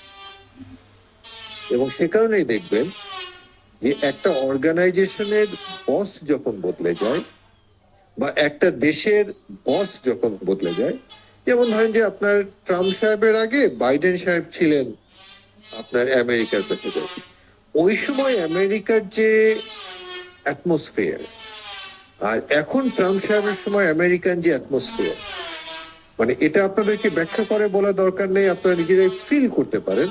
Are not the same. Trump সাহেবের পরে যদি অন্য কেউ আসেন তাহলেও আপনার একই যে অবস্থা থাকবে, নট লাইকলি, রাইট? তার মানে কি বাকি যে 26 কোটি লোক ইউনাইটেড স্টেট অফ আমেরিকার তারা তো একই রকমই আছে, কিন্তু কি পরিবর্তন হয়েছে? বস পরিবর্তন হয়েছে। বস পরিবর্তন হয়ে যাওয়ার সাথে সাথে পুরো atmosphere of the nation, even দেখেন পুরো বিশ্বেরই বিহেভিয়ার নর্মসটা বদলে গেছে, রাইট? অতএব আমরা বলি যে একটা অর্গানাইজেশনের বিহেভিয়ার যদি আপনাকে বুঝতে হয়, আপনাকে সবার আগে বুঝতে হবে বসেস বিহেভিয়ার, এবং সেই বিহেভিয়ারটাকে ইউজ করে যদি আপনাকে উপরে উঠতে হয় বা অর্গানাইজেশনে যদি আপনি উপরের দিকে যেতে চান, তাহলে বস যে ধরনের বিহেভিয়ার তার ফলোয়ারদের কাছ থেকে এক্সপেক্ট করে, আপনাকে সেই রঙেই নিজেকে রাঙাতে হবে। আপনি যদি তার কাউন্টার দেন, রিমেম্বার দ্যাট আপনি হয়তো টিকে থাকবেন কিন্তু উপরে উঠতে পারবেন না। এটা জলজ্যান্ত সত্যি। এখন আপনি বলবেন যে আপনি আপনার বসকে তোয়াজ করবেন না, বসকে আপনার ওয়েলিং করবেন না, করেন না। তাতে যেটা হবে যে হ্যাঁ, হয়তো আপনি ব্যক্তিগতভাবে এক ধরনের একটা স্যাটিসফ্যাকশন পাবেন যে আপনি আপনার বসকে তোয়াজ করেননি, কিন্তু আপনি হয়তো দেখবেন যে আপনার থেকে লো প্রোফাইল নিয়ে, লো কোয়ালিটিস নিয়ে আপনার মানে আপনার নিচের ম্যানেজমেন্টটা তত্তর তত্তর করে আপনার উপরে উঠে যাচ্ছে, কিন্তু আপনার প্রমোশন আপগ্রেডেশন এগুলো আর হচ্ছে না। যাই হোক, এটা হলো গিয়ে আপনাদেরকে ফিলোসফিক্যাল কথা বলে রাখলাম, মাথায় রেখেন। এখন যারা চাকরি করছেন, যাদের সাথে বসের খুব একটা ভালো সম্পর্ক নেই, তারা ব্যাপারটা মাথায় রাখেন। আর যারা আপনার ভবিষ্যতে চাকরি বাকরি করবেন এবং বসকে চ্যালেঞ্জ করবেন বলে আপনি মনে রাখছেন, মনে রাখবেন, আমরা যতই ডেমোক্রেসির কথা বলি না কেন, রাইট, ম্যানেজমেন্টের একটা অটোক্রেসি বা অথরিটিজম চলেই, এটা আপনি অস্বীকার করতে পারবেন না। যে যত বড়ই ডেমোক্রেটিক নেতা হোক, সে আজকে না হোক কালকে একবার বলবেই, আপনি কি আমার উপরে কথা বলতে চাচ্ছেন, আপনি কি আমার উপরে ডিসিশন চাপিয়ে দিতে চাচ্ছেন, বা আপনি আমাকে জানাতে চাচ্ছেন আমার কি করা উচিত। এটা টপেস্ট ডেমোক্র্যাট বসও বলবে। সে কারণে আমরা সবসময় বলি, boss always run by two rules. Boss দুটো রুলস দ্বারা রান হয়। এক number, boss cannot make a mistake. Boss কখনো ভুল করেন না, right. Rules number two, if boss ever make a mistake, boss যদি কখনো ভুল করেন, ফলো রুলস নাম্বার ওয়ান। এক নাম্বার রুলসটা ফলো করবেন। এটা বসের ভুল না, এটা বসের experimental outcome. Experimental outcome is experimental outcome, ওটা ভুল হতে পারে না। আমি কি বোঝাতে পেরেছি? জি স্যার। Yes sir. এক্ষেত্রেই আমরা বলছি অর্গানাইজেশন বিহেভিয়ারটা তাহলে কিসের সাথে related? Directly related with three things. অর্থাৎ অর্গানাইজেশন বিহেভিয়ার তিনটা জিনিস নিয়ে ডিল করে। এক number, understanding the people's behavior. আমি সহজ করে বলি, আন্ডারস্ট্যান্ডিং দি বসেস বিহেভিয়ার। দু number, predicting the people's behavior. আমি আরো সহজ করে বলি, প্রিডিক্টিং দি বসেস বিহেভিয়ার। তিন নাম্বার, ওটা আপনি পারবেন না, কন্ট্রোল আপনি করতে পারবেন না, কিন্তু আপনি ম্যানেজ করতে পারবেন বসের বিহেভিয়ারকে, রাইট। অতএব তিনটা জিনিস নিয়ে অর্গানাইজেশনাল বিহেভিয়ার ডিল করে: understanding the people's behaviour, predicting the people's behaviour, controlling the people's behaviour. এখন মজার ব্যাপার হলো গিয়ে, if you not been able to understand the boss's behaviour, আপনি যদি বসের বিহেভিয়ারটা বুঝতে না পারেন, তাহলে আপনি তার নেক্সট বিহেভিয়ার প্রেডিক্ট করতে পারবেন না। কন্ট্রোল তো বহু দূর কি বাত, রাইট। ঠিক একইভাবে আপনাকে যদি বসের বিহেভিয়ারটাকে কন্ট্রোল করতে হয় বা ম্যানেজ করতে হয়, তাহলে আপনাকে আগে থেকে you have to be prepared for it. এবং আগে থেকেই যদি আপনি প্রিপেয়ার্ড না থাকেন, তাহলে বস কি বিহেভ করলে কিভাবে আপনাকে অ্যাক্ট করতে হবে সে ব্যাপারে আপনি ওই যে রেডিমেড অ্যাক্ট আপনি তৈরি রাখতে পারবেন না এবং আপনি ব্যর্থ হবেন। অতএব আপনাকে যদি বসের বিহেভিয়ার প্রিডিক্ট করতে হয়, তাহলে বসের বিহেভিয়ারকে বুঝতে হবে। বসের বিহেভিয়ারকে ম্যানেজ করতে হলেও বসের বিহেভিয়ারকে প্রিডিক্ট করতে হবে। সো আবার বলছি, organisational behaviour mostly deals with three things: predicting the people's behavior or boss's behavior, understanding the boss's behavior, predicting the boss's behavior, as well as controlling the boss's behavior. And ওই যে কথাটা বলছিলাম সেটাই আপনার star দিয়ে আপনাদেরকে বলছি। Organization achieves its goal and objectives by modeling the behavior system that constitute from the top management. অর্থাৎ অর্গানাইজেশনের যে behavior model that need to be followed by the ওয়ার্কফোর্সকে সেই মডেলটাকে ফলো করতে হবে। যদি আপনি ফলো করতে না পারেন তাহলে হয় আপনি কোনো মতে টিকে থাকবেন অথবা ওখান থেকে আপনি ছিটকে যাবেন, রাইট? গতকালকেও দেখলাম আমেরিকার কোন একজন আপনার সিনেটর, তিনি সম্ভবত ট্রাম্প সাহেবের কোন একটা কমিটি থেকে উনি রিজাইন করেছেন, রাইট? এবং তার রেজিগনেশন হিসেবে উনি বলছেন যে উনি তার সাথে ঠিক মেলাতে পারছেন না। তার মানে কি, যে উনি ওই কমিটিতে টিকতে পারলেন, কনসিকুয়েন্টলি ওখানে ধুকে ধুকে হয়তো এতদিন টিকে ছিলেন, পরবর্তীতে she been thrown out maybe. ওই থ্রোন আউটের আগে তিনি হয়তো মান বাঁচানোর জন্য উনি ওখান থেকে রিজেকশন দিয়েছেন বা উনি চলে এসছেন, রাইট? তাহলে আপনাকে বস মানে টপ ম্যানেজমেন্ট যে ধরনের বিহেভিয়ার চাইবে, আপনাকে সেই ধরনের বিহেভিয়ার ফলো করতে হবে। এবং আপনার সে কারণে আমরা বলছি যে অর্গানাইজেশনের বিহেভিয়ার যদি আপনাকে বুঝতে হয় তাহলে টপ ম্যানেজমেন্টের যে বিহেভিয়ারাল মডেল আছে সেটা আপনাকে বুঝতে হবে। তাহলে এই যে বিহেভিয়ার নিয়ে আমরা বলছি, এই বিহেভিয়ারটা আসলে কত ধরনের হতে পারে? বিহেভিয়ার হতে পারে আমার মোটামুটি 3 ধরনের। আমি এভাবে বলি, হয় বিহেভিয়ারটাকে আমরা বলতে পারি 6 ধরনের, অথবা আমি বলি 3 জোড়া। either these are 6 types in nature or 3 groups in nature. প্রথমটা কি? প্রথমটাকে আমরা বলছি মলিকুলার অ্যান্ড মোলার। আপনাদের যে হ্যান্ডআউটটা আছে সেখানে হয়তো বলা আছে molar and molecular, just the other way around. মলিকুলারটা কি? আপনারা যারা সায়েন্সের ছেলে মেয়ে আছেন তারা এই টার্মটার সাথে খুব ফ্যামিলিয়ার। মলিকুলার, মলিকুলার মানে হলো গিয়ে ক্ষুদ্রাতি ক্ষুদ্র অংশ, যেটা আপনার দেখা যায় না খুব শক্তিশালী মাইক্রোস্কোপ ছাড়া, রাইট? যেমন যে আমাদের চারপাশে জীবাণু, অণুজীব, সম্ভবত মলিকুলারের বাংলা হলো গিয়ে অণুজীব। মানে এতটাই ক্ষুদ্র যে ক্ষুদ্রটা অংশটা আপনার দেখা যায় না। ঠিক একইভাবে আমরা বলছি মলিকুলার বিহেভিয়ার, স্মল রেসপন্সেস, ক্ষুদ্র ক্ষুদ্র রেসপন্সেস। মানে আপনি আমাকে যতই অবজার্ভ করেন না কেন, আপনি আমার সমস্ত ক্ষুদ্র ক্ষুদ্র আপনার বিহেভিয়ার গুলো আপনি নোটিস করতে পারবেন না। কেন বলতে পারবেন না? কারণ আমাদের যে 5টা অর্গান আছে, চক্ষু, কর্ণ, নাসিকা, জিহ্বা, ত্বক, আমরা যখন বিহেভ করি বা আমরা যখন বিহেভিয়ার করি তখন আমাদের এই প্রত্যেকটা অর্গান একসাথে কাজ করে। এবং আমাদের পক্ষে এই 6টা অর্গানের 6টা অর্গানকেই আপনার অবজার্ভ করা এবং রিড করা কোয়াইট ইম্পসিবল। আবার এই 6টা অর্গানসের বা 6টা সেন্সরি একটা ইন্টিগ্রেটেড ফর্মেটই হলো গিয়ে আমার মোলার বিহেভিয়ার। তাহলে মলিকুলার কি? মলিকুলার হলো গিয়ে আপনার ক্ষুদ্র আচরণ বা স্মল রেসপন্স। এই যে এই মুহূর্তে আপনার চোখে, সেটা হলো গিয়ে আপনার একটা মলিকুলার। বা আপনার চোখের মনিটা একটু ডানে বায়ে ঘুরলো, এটা হলো গিয়ে আপনার মলিকুলার। এই যে আপনার হাতের আঙুলটা একটু নড়লো, এটা হলো আপনার মলিকুলার। এই যে আপনি হাতের আঙুলগুলো দিয়ে চুলটা ঠিক করলেন, এটা আপনার মলিকুলার। এই যে আপনি ডানে বায়ে তাকালেন, এটা একটা মলিকুলার, রাইট? ক্ষুদ্রাতি ক্ষুদ্র অংশ, রাইট?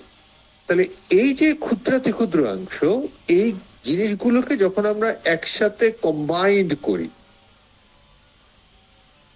ওয়াটেড হয় হলো কি আবার মোলার হিসাবে। তাহলে মলিকুলার কি? Small responses. মলিকুলারটা আচ্ছা, মলিকুলার কি? Small responses. মোলারটা কি জিনিস? মোলারটাকে আমরা বলছি ইন্টিগ্রেটেড, অর আরো সহজভাবে যদি বলি লার্জ রেসপন্সেস। যেমন ধরেন আমরা অনেক সময় বলি সবকিছু মিলে ছেলেটাকে আমার ভালো লাগলো। তার মানে সবকিছু মিলে মানে কি? সবকিছু মিলে মানে হলো কি, হ্যাঁ তার ক্ষুদ্র ক্ষুদ্র কিছু অংশ হয়তো ভালো, সে জামাটা হয়তো পরেছে খুব সুন্দর সুন্দর করে, কিন্তু সবকিছু মিলে কেন জানি ছেলেটাকে ভালো লাগলো না। তার মানে মলিকুলার, কিছু কিছু মলিকুলার আছে যেগুলো আপনার ভালো, কিন্তু যখন আমি সমস্ত মলিকুলার গুলোকে একসাথে করছি, ইন্টিগ্রেটেড করে একটা ইউনিটে আনছি, তখন সবকিছু মিলিয়ে ছেলেটাকে আমার ভালো লাগেনি। বা সবকিছু মিলে ছেলেটা মন্দ না, তার মানে কি মলিকুলারলি নট ব্যাড, রাইট? তাহলে আমার মোলারলি নট ব্যাড। তাহলে মলিকুলার কি? ক্ষুদ্র ক্ষুদ্র অংশ। আর মোলারটা কি? সামগ্রিক অংশ। বোঝা গেছে মলিকুলার আর মোলার মধ্যে পার্থক্য?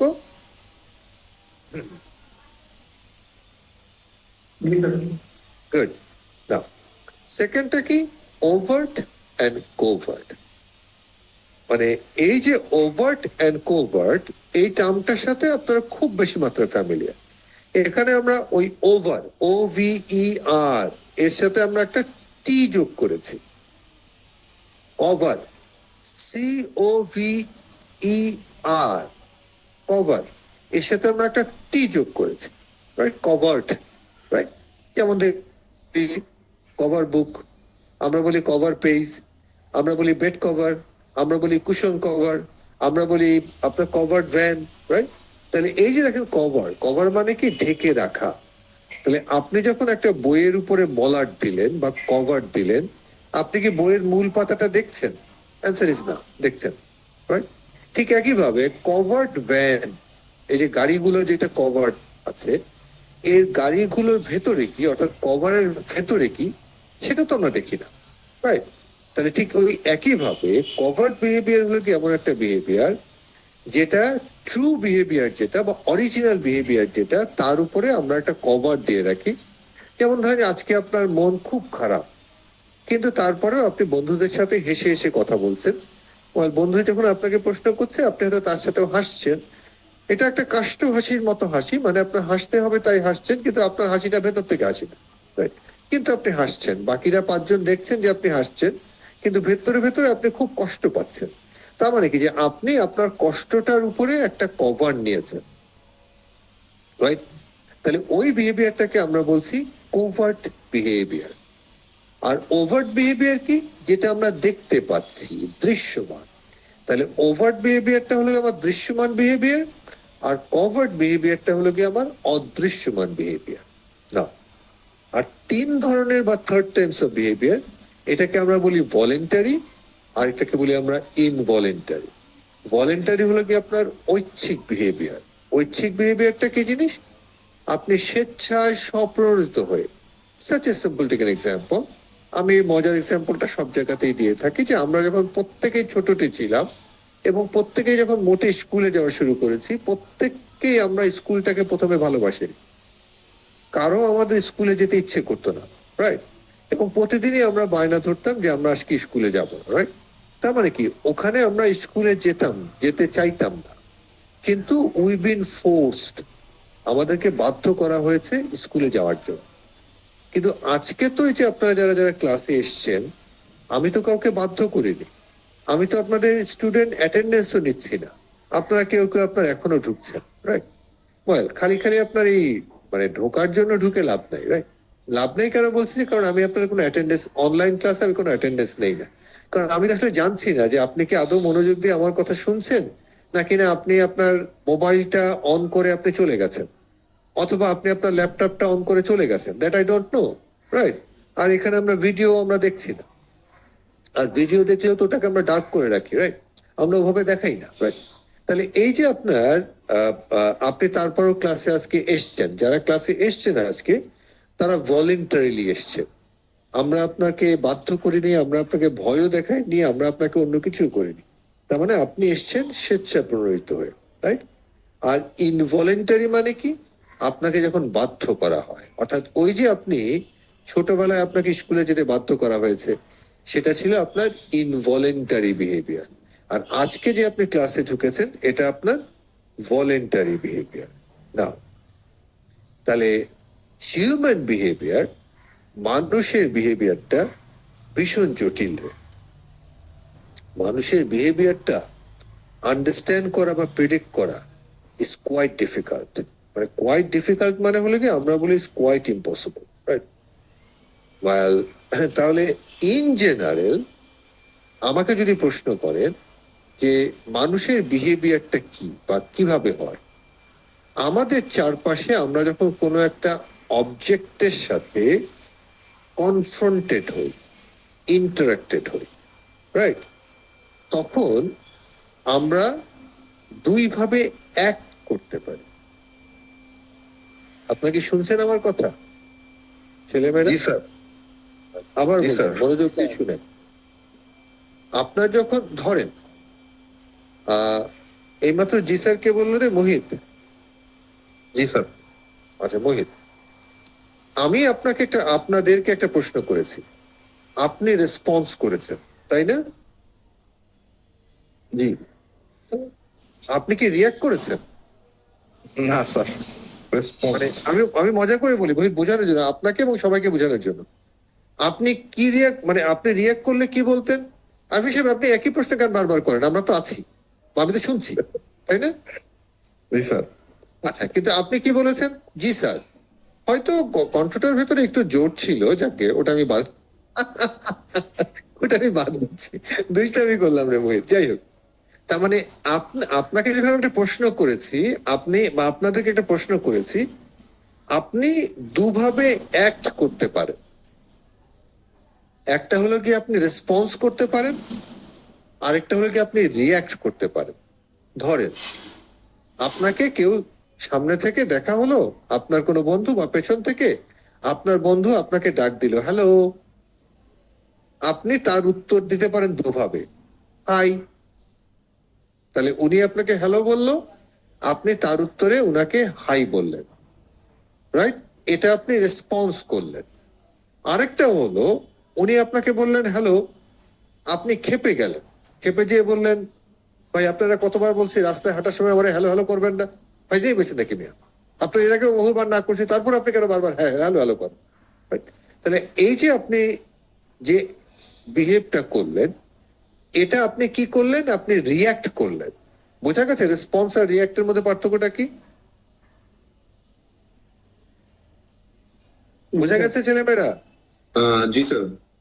আচ্ছা, এবার আমি আপনাদেরকে একটা ছবি এঁকে দেখাই, মানে মানে বোঝানোর জন্য। নাও, আমরা এই যে মানে লাইনটা দেখা যাচ্ছে তো?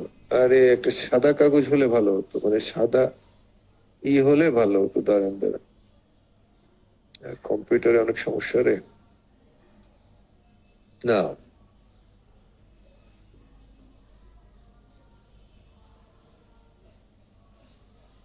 এটা ধরে রাখেন একটা সরল রেখা, ধরে না, মানে সরল, মানে কম্পিউটার রাখছে তো একেবারে আপনার এভাবে হয় না, রাইট?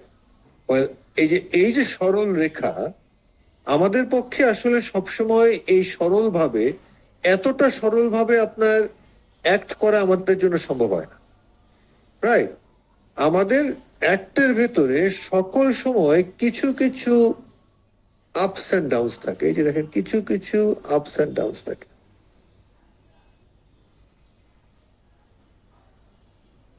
না? তাহলে এই যে লিটল আপস এন্ড ডাউনস, দাঁড়ান, এই জন্যই বলি যে ক্লাসে হলে আরো সুন্দর হতো আর কি। এই যে এটাকে আমরা বলছি লিটল আপস এন্ড ডাউনস। এই যে সবুজ দাগটা যেটা দেখা যাচ্ছে, দেখা যাচ্ছে এই লিটল আপস এন্ড ডাউনস। এই little ups and downs are very normal, very natural, right?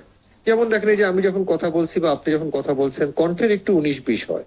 একটা গান শুনছেন, ওই গানের ভিতরে দেখবেন যে কণ্ঠ আমার মানে ভয়েসটা আপস এন্ড ডাউনস করে, রাইট? এটা খুবই ন্যাচারাল এবং এটা খুব মেলোডিয়াস, মানে যার কণ্ঠটা আপনার সুরেলা ভাবে আপনার আপস এন্ড ডাউনস করে, আমরা বলি আরে কণ্ঠটা খুব সুন্দর, রাইট? তাহলে এই যে আপনার লিটল আপস এন্ড ডাউনস, এটা ন্যাচারাল। এটা হলো গিয়ে আমাদের রেসপন্সেস। এটা আমাদের কি? Responses, responses. আর এই যে আমাদের বড় যে ব্যত্যয়টা, রাইট? এই যে আমাদের বড় ব্যত্যয়টা, এই যে আপনার নীল অংশটা, এই যে আপনার নীল অংশটা, রাইট? এই নীল অংশ যেটা, এই নীল অংশটা আপনার আমাদের না, কি জানি বলে, রেসপন্স না। এটাকে আমরা বলছি রিয়াকশন। নাও, অ্যাকর্ডিং টু দি আপনার ডেফিনেশন অফ বিহেভিয়ার, আমরা বলছি যে আমাদের রিয়াকশনস গুলো আর নট আওয়ার বিহেভিয়ার। আমাদের বিহেভিয়ারটা হলো গিয়ে আমাদের রেসপন্সেস। অর্থাৎ এই নীল অংশটা আমাদের বিহেভিয়ার না, এই নীল অংশটা আমাদের বিহেভিয়ার না, যদিও এটা আপনার কাছ থেকে আসছে বা আমার কাছ থেকে আসছে। আমার বিহেভিয়ারটা হলো গিয়ে এই যে আপনার ন্যাচারাল যেটা আপস এন্ড ডাউনস বা লিটল আপস এন্ড ডাউনস, সেটা হলো গিয়ে আমাদের বিহেভিয়ার। ব্যাপারটা কি পরিষ্কার হয়েছে? ক্লিয়ার? প্রশ্ন দিলে পারবেন তো? প্রশ্ন দিলে পারবেন তো? বুঝেন কিন্তু, আর কোনো কথা নাই, বার্তা নাই। আচ্ছা, আর 10 মিনিট আপনাকে, তারপর ছেড়ে দেব। না, এখান থেকে আমরা আগামী দিন শুরু করব। হুম।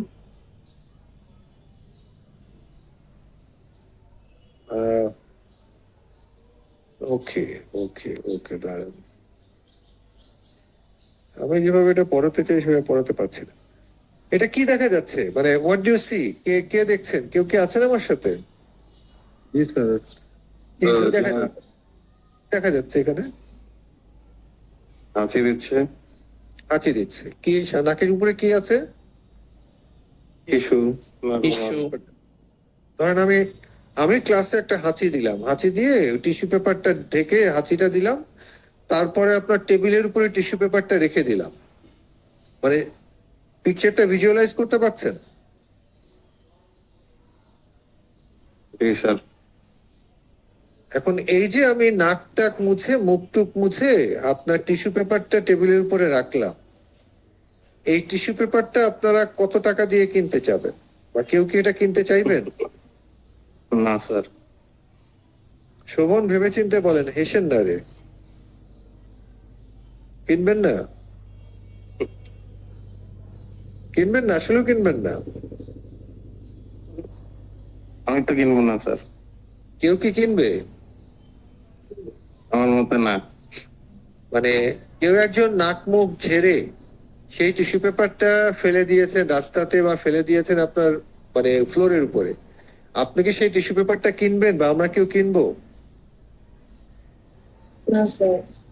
আচ্ছা, নিশ্চিত তো সঞ্জিদা? জি স্যার। আপনারা কি জানেন যে কোনো একজন ভদ্রলোক আপনার একটা টিস্যু পেপার উনি কিনেছেন বাংলাদেশি টাকায় মোর দেন 10 crore টাকার উপরে, 10 কোটি টাকা দিয়ে একটা টিস্যু পেপার কিনেছেন।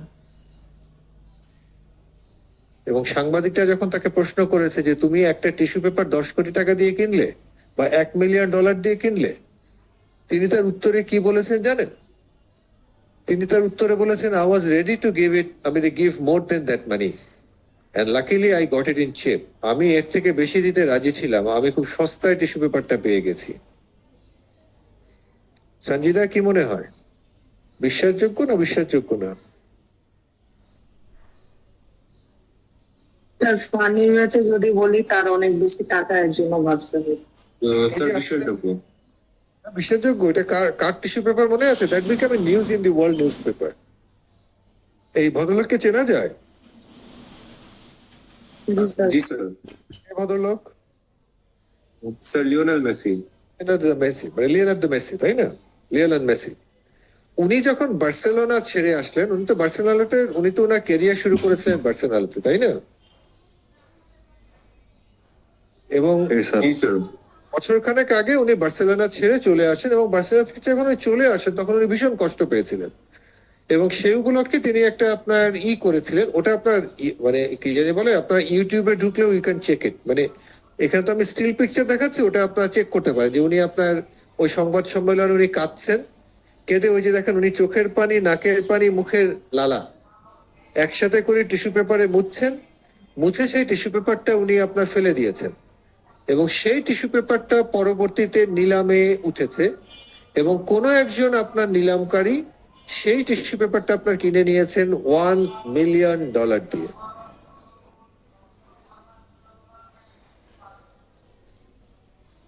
তাহলে মেসি সাহেবের টিস্যু পেপার আপনি $1 মিলিয়ন দিয়ে যদি কিনতে চান, আমার টিস্যু পেপারটা তো অ্যাটলিস্ট $1 দিয়ে হলেও কেনা উচিত।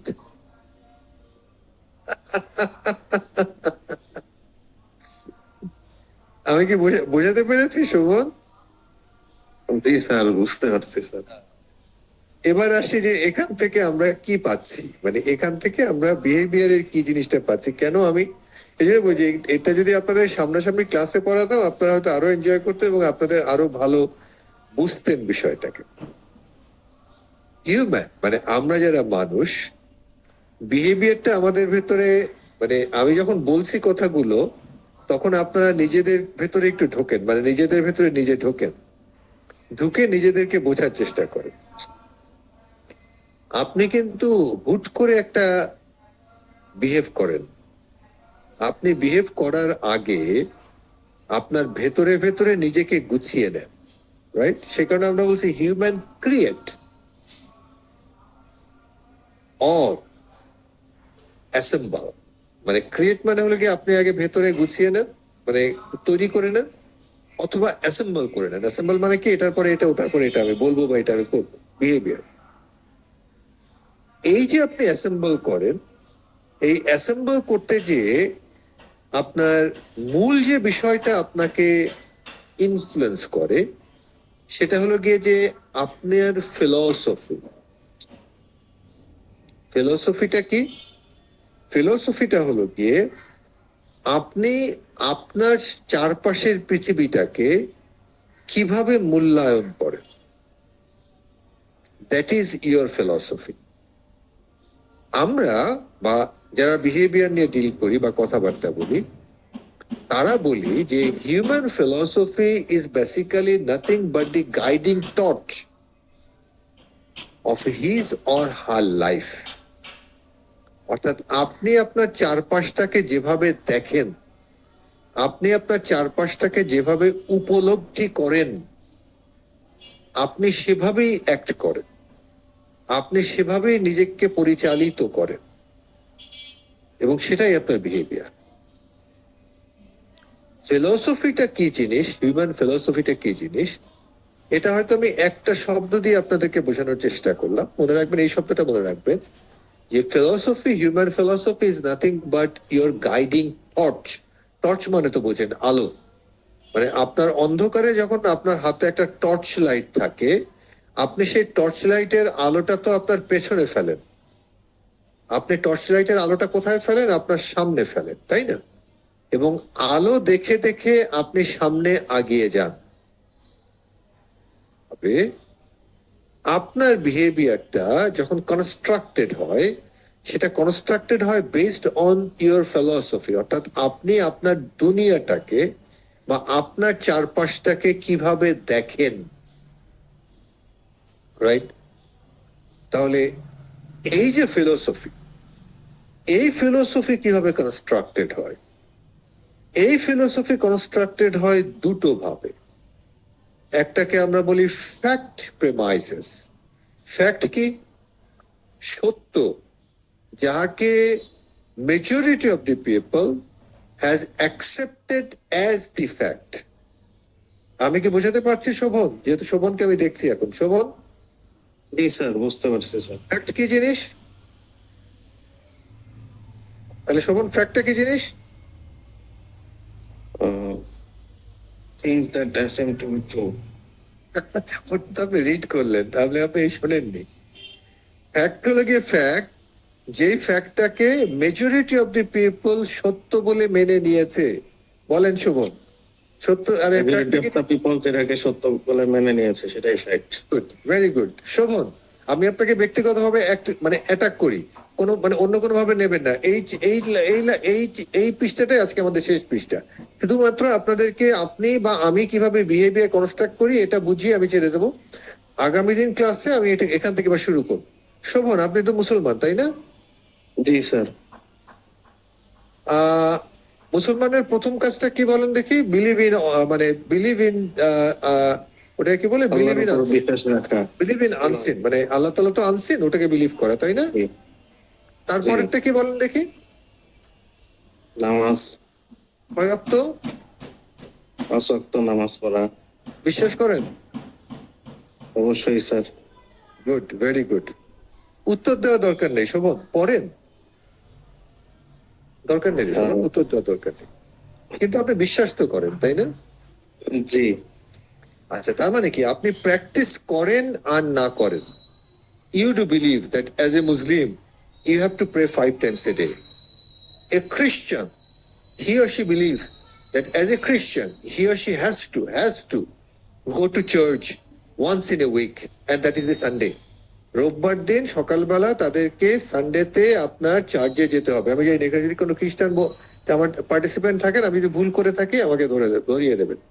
এখানে যারা হিন্দুরা আছেন, আমি জানি না তারা নিজেরাও জানেন কিনা, ওয়েল একজন হিন্দু হিসাবে প্রতিদিন আমরা তো উই আর লাকি যে আমাদেরকে 5 দিন সৃষ্টিকর্তার সামনে দাঁড়িয়ে হাজিরা দিতে হয়। একজন হিন্দুকে আপনার মানে আমারই একজন হিন্দু ছাত্র, এটা উনার কথা বলছি, আমি জানি না, আমি মানে এটা আমি সত্য মিথ্যা জানি না। উনি একদিন হাসতে হাসতে আমাকে বলছেন যে স্যার আপনারা তো লাকি যে আপনাদের মোটে মানে দিনে 5 বার দাঁড়াইতে হয়। আমাদের যে কতবার দাঁড়াতে হয় মানে আমরা নিজেরা অনেকে জানি না। উনাদের ভোরবেলা আপনাদের ভোরের আরতি হয়, সন্ধ্যাবেলা সন্ধ্যা আরতি হয়, সকাল 9টা-10টার দিকে সূর্য ওঠার পরে ওনাদের সূর্য আরতি হয়, আরো কত কিছু জানি ওনাদের আছেন, রাইট? তাহলে আমি জানি না, আমি ভুল বলছি না, মানে আমি ভুল বলতে পারি, রাইট? যদি এখানে কেউ আমি সামনে ভুল বলতে চাই না, তারপরেও মানে আমি জাস্ট একটু বোঝানোর জন্য বলি। এখন এই কারণে যেটা আমি নিশ্চিত, তাহলে যিনি আপনার 5 ওয়াক্ত নামাজ পড়েন না, তাকেও যদি আপনি বলেন যে না রে না, আপনার 1 ওয়াক্ত ওই নামাজ 1 ওয়াক্ত পড়লেই হয়, না পড়লেও সমস্যা নেই, ওই পড়তে হবে, ওটা বিশ্বাস করলেই হয়, রাইট? ওই শোভন আমাকে বলবে না আরিফিন সাহেব, আপনি পড়েন আর না পড়েন, আপনাকে এটা বিশ্বাস করতেই হবে, ইউ হ্যাভ টু মানে পে 5 times a day। আপনি রোজা রাখেন আর না রাখেন, এটা আপনাকে বিশ্বাস করতেই হবে, you have to first 30 days in a month, sorry in an year. 1 বছরে 30 দিন আপনার এই রমজান মাসে আপনাকে রোজা রাখতে হবে। জীবনে একবার আপনাকে হজ করতে হবে, পয়সা থাকলে আপনাকে জাকাত দিতে হবে, দান খরচ করতে হবে, এটা আপনি করেন আর না করেন আপনাকে বিশ্বাস করতেই হবে। তাহলে দিস ইজ দি ফ্যাক্ট। আমি কি বোঝাতে পেরেছি শোভন? জি স্যার, বুঝতে পারছি। আচ্ছা, কোন 5 ওয়াক্ত কেন পড়ে না? এই কারণে পড়ে না, শোভন মনে করছে আরে বয়স কম, এখনো নামাজ টামাজ পড়ার বয়স হয় না, 40 পার হলে তারপরে 2-4 ওয়াক্ত করে পড়া শুরু করবো। এখন মোটামুটি ঈদের নামাজটা নতুন পাঞ্জাবি কিনছি, সবাইকে দেখানোর জন্য ঈদের নামাজ পড়লেই হবে, আর আমি যে নামাজ টামাজ পড়ি মাঝে মধ্যে, এটা দেখানোর জন্য বা কনফার্ম করার জন্য শুক্রবারের নামাজে গেলেই হবে। তাই না রে শোভন? একটু বেশি বলি স্যার। যাই হোক, না তাহলে ওটা হলো গিয়ে ফ্যাক্ট, মানে ফ্যাক্টটা হলো গিয়ে ফ্যাক্ট যেটা majority of the people has accepted as the fact. কিন্তু বিহেভিয়ারটা নির্ভর করছে আপনার কিসের উপরে। ফ্যাক্ট ইজ ফ্যাক্ট, ফ্যাক্টের উপরে কিন্তু সবসময় বিহেভিয়ার নির্ভর করে না। বিহেভিয়ার নির্ভর করছে আপনি ওই ফ্যাক্টটাকে কিভাবে ভ্যালুড করছেন, কতটুকু মূল্য দিচ্ছেন। আমি কি বোঝাতে পেরেছি শোভন? জি স্যার। যিনি মনে করছেন যে না this is the fact and we have to respect and obey that fact, তিনি 5 ওয়াক্তর 5 ওয়াক্তই পড়ছেন, তিনি 30টা রোজার 30টাই রাখছেন। আর যিনি মনে করছেন যে না আমরা বিলিভ করলেই হবে, মাঝে মধ্যে একটু প্র্যাকটিস করি ওতেই হবে, আল্লাহ তাআলা বলো মেহেরবান, উনি বড় ক্ষমাশীল, উনি মাফ করে দেবেন, তিনি বিলিভ করলেও প্র্যাকটিস করেন না, তার মানে তার বিহেভিয়ারের ভেতরে, যেমন অনেকেই বলেন দেখবেন that I am not a practitioner Muslim, আমি বিলিভ করি কিন্তু আমি প্র্যাকটিশনার না, তার মানে কি উনি প্র্যাকটিস করেন না, রাইট? অনেক হিন্দুকে আমি বলতে শুনেছি আমি Hindu but I am not a practitioner Hindu, তার মানে উনি বিলিভ করেন কিন্তু উনি প্র্যাকটিস করেন না, রাইট? বহু খ্রিস্টান আছেন, আপনি পাশ্চাত্যে যে দেখেন একটার পর একটা চার্চ বন্ধ হয়ে যাচ্ছে, চার্চে আপনার ইদানিং আপনার পাওয়া যায় না, আপনার কি জানি বলে আপনার ফলোয়ার পাওয়া যায় না, রাইট? ওয়েল তার মানে কি তারা চার্চ বন্ধ করে দিতে বাধ্য হচ্ছেন, রাইট? ওয়েল তার মানে কি দাঁড়াচ্ছে যে তারা কি খ্রিস্ট ধর্ম ত্যাগ করছেন না, তারা বিলিভ করেন কিন্তু তারা প্র্যাকটিসের ভেতরে নাই, রাইট? তার মানে কি আপনি যত বেশি ভ্যালুড করবেন, মূল্যায়ন করবেন, রাইট, তত বেশি আপনি তার উপরে অ্যালাইন্ড হবেন বা বিহেভ করবেন। ঠিক একইভাবে আপনাকে তো মানে কেউ একজন তো $1 মিলিয়ন দিয়ে আপনার মেসি সাহেবের টিস্যু পেপারটা কিনেছে, আমাকে যদি কেউ $1 মিলিয়ন দেয়, আমি টিস্যু পেপার মানে আপনার মেসি সাহেবের টিস্যু পেপার আমি ধরেও দেখবো।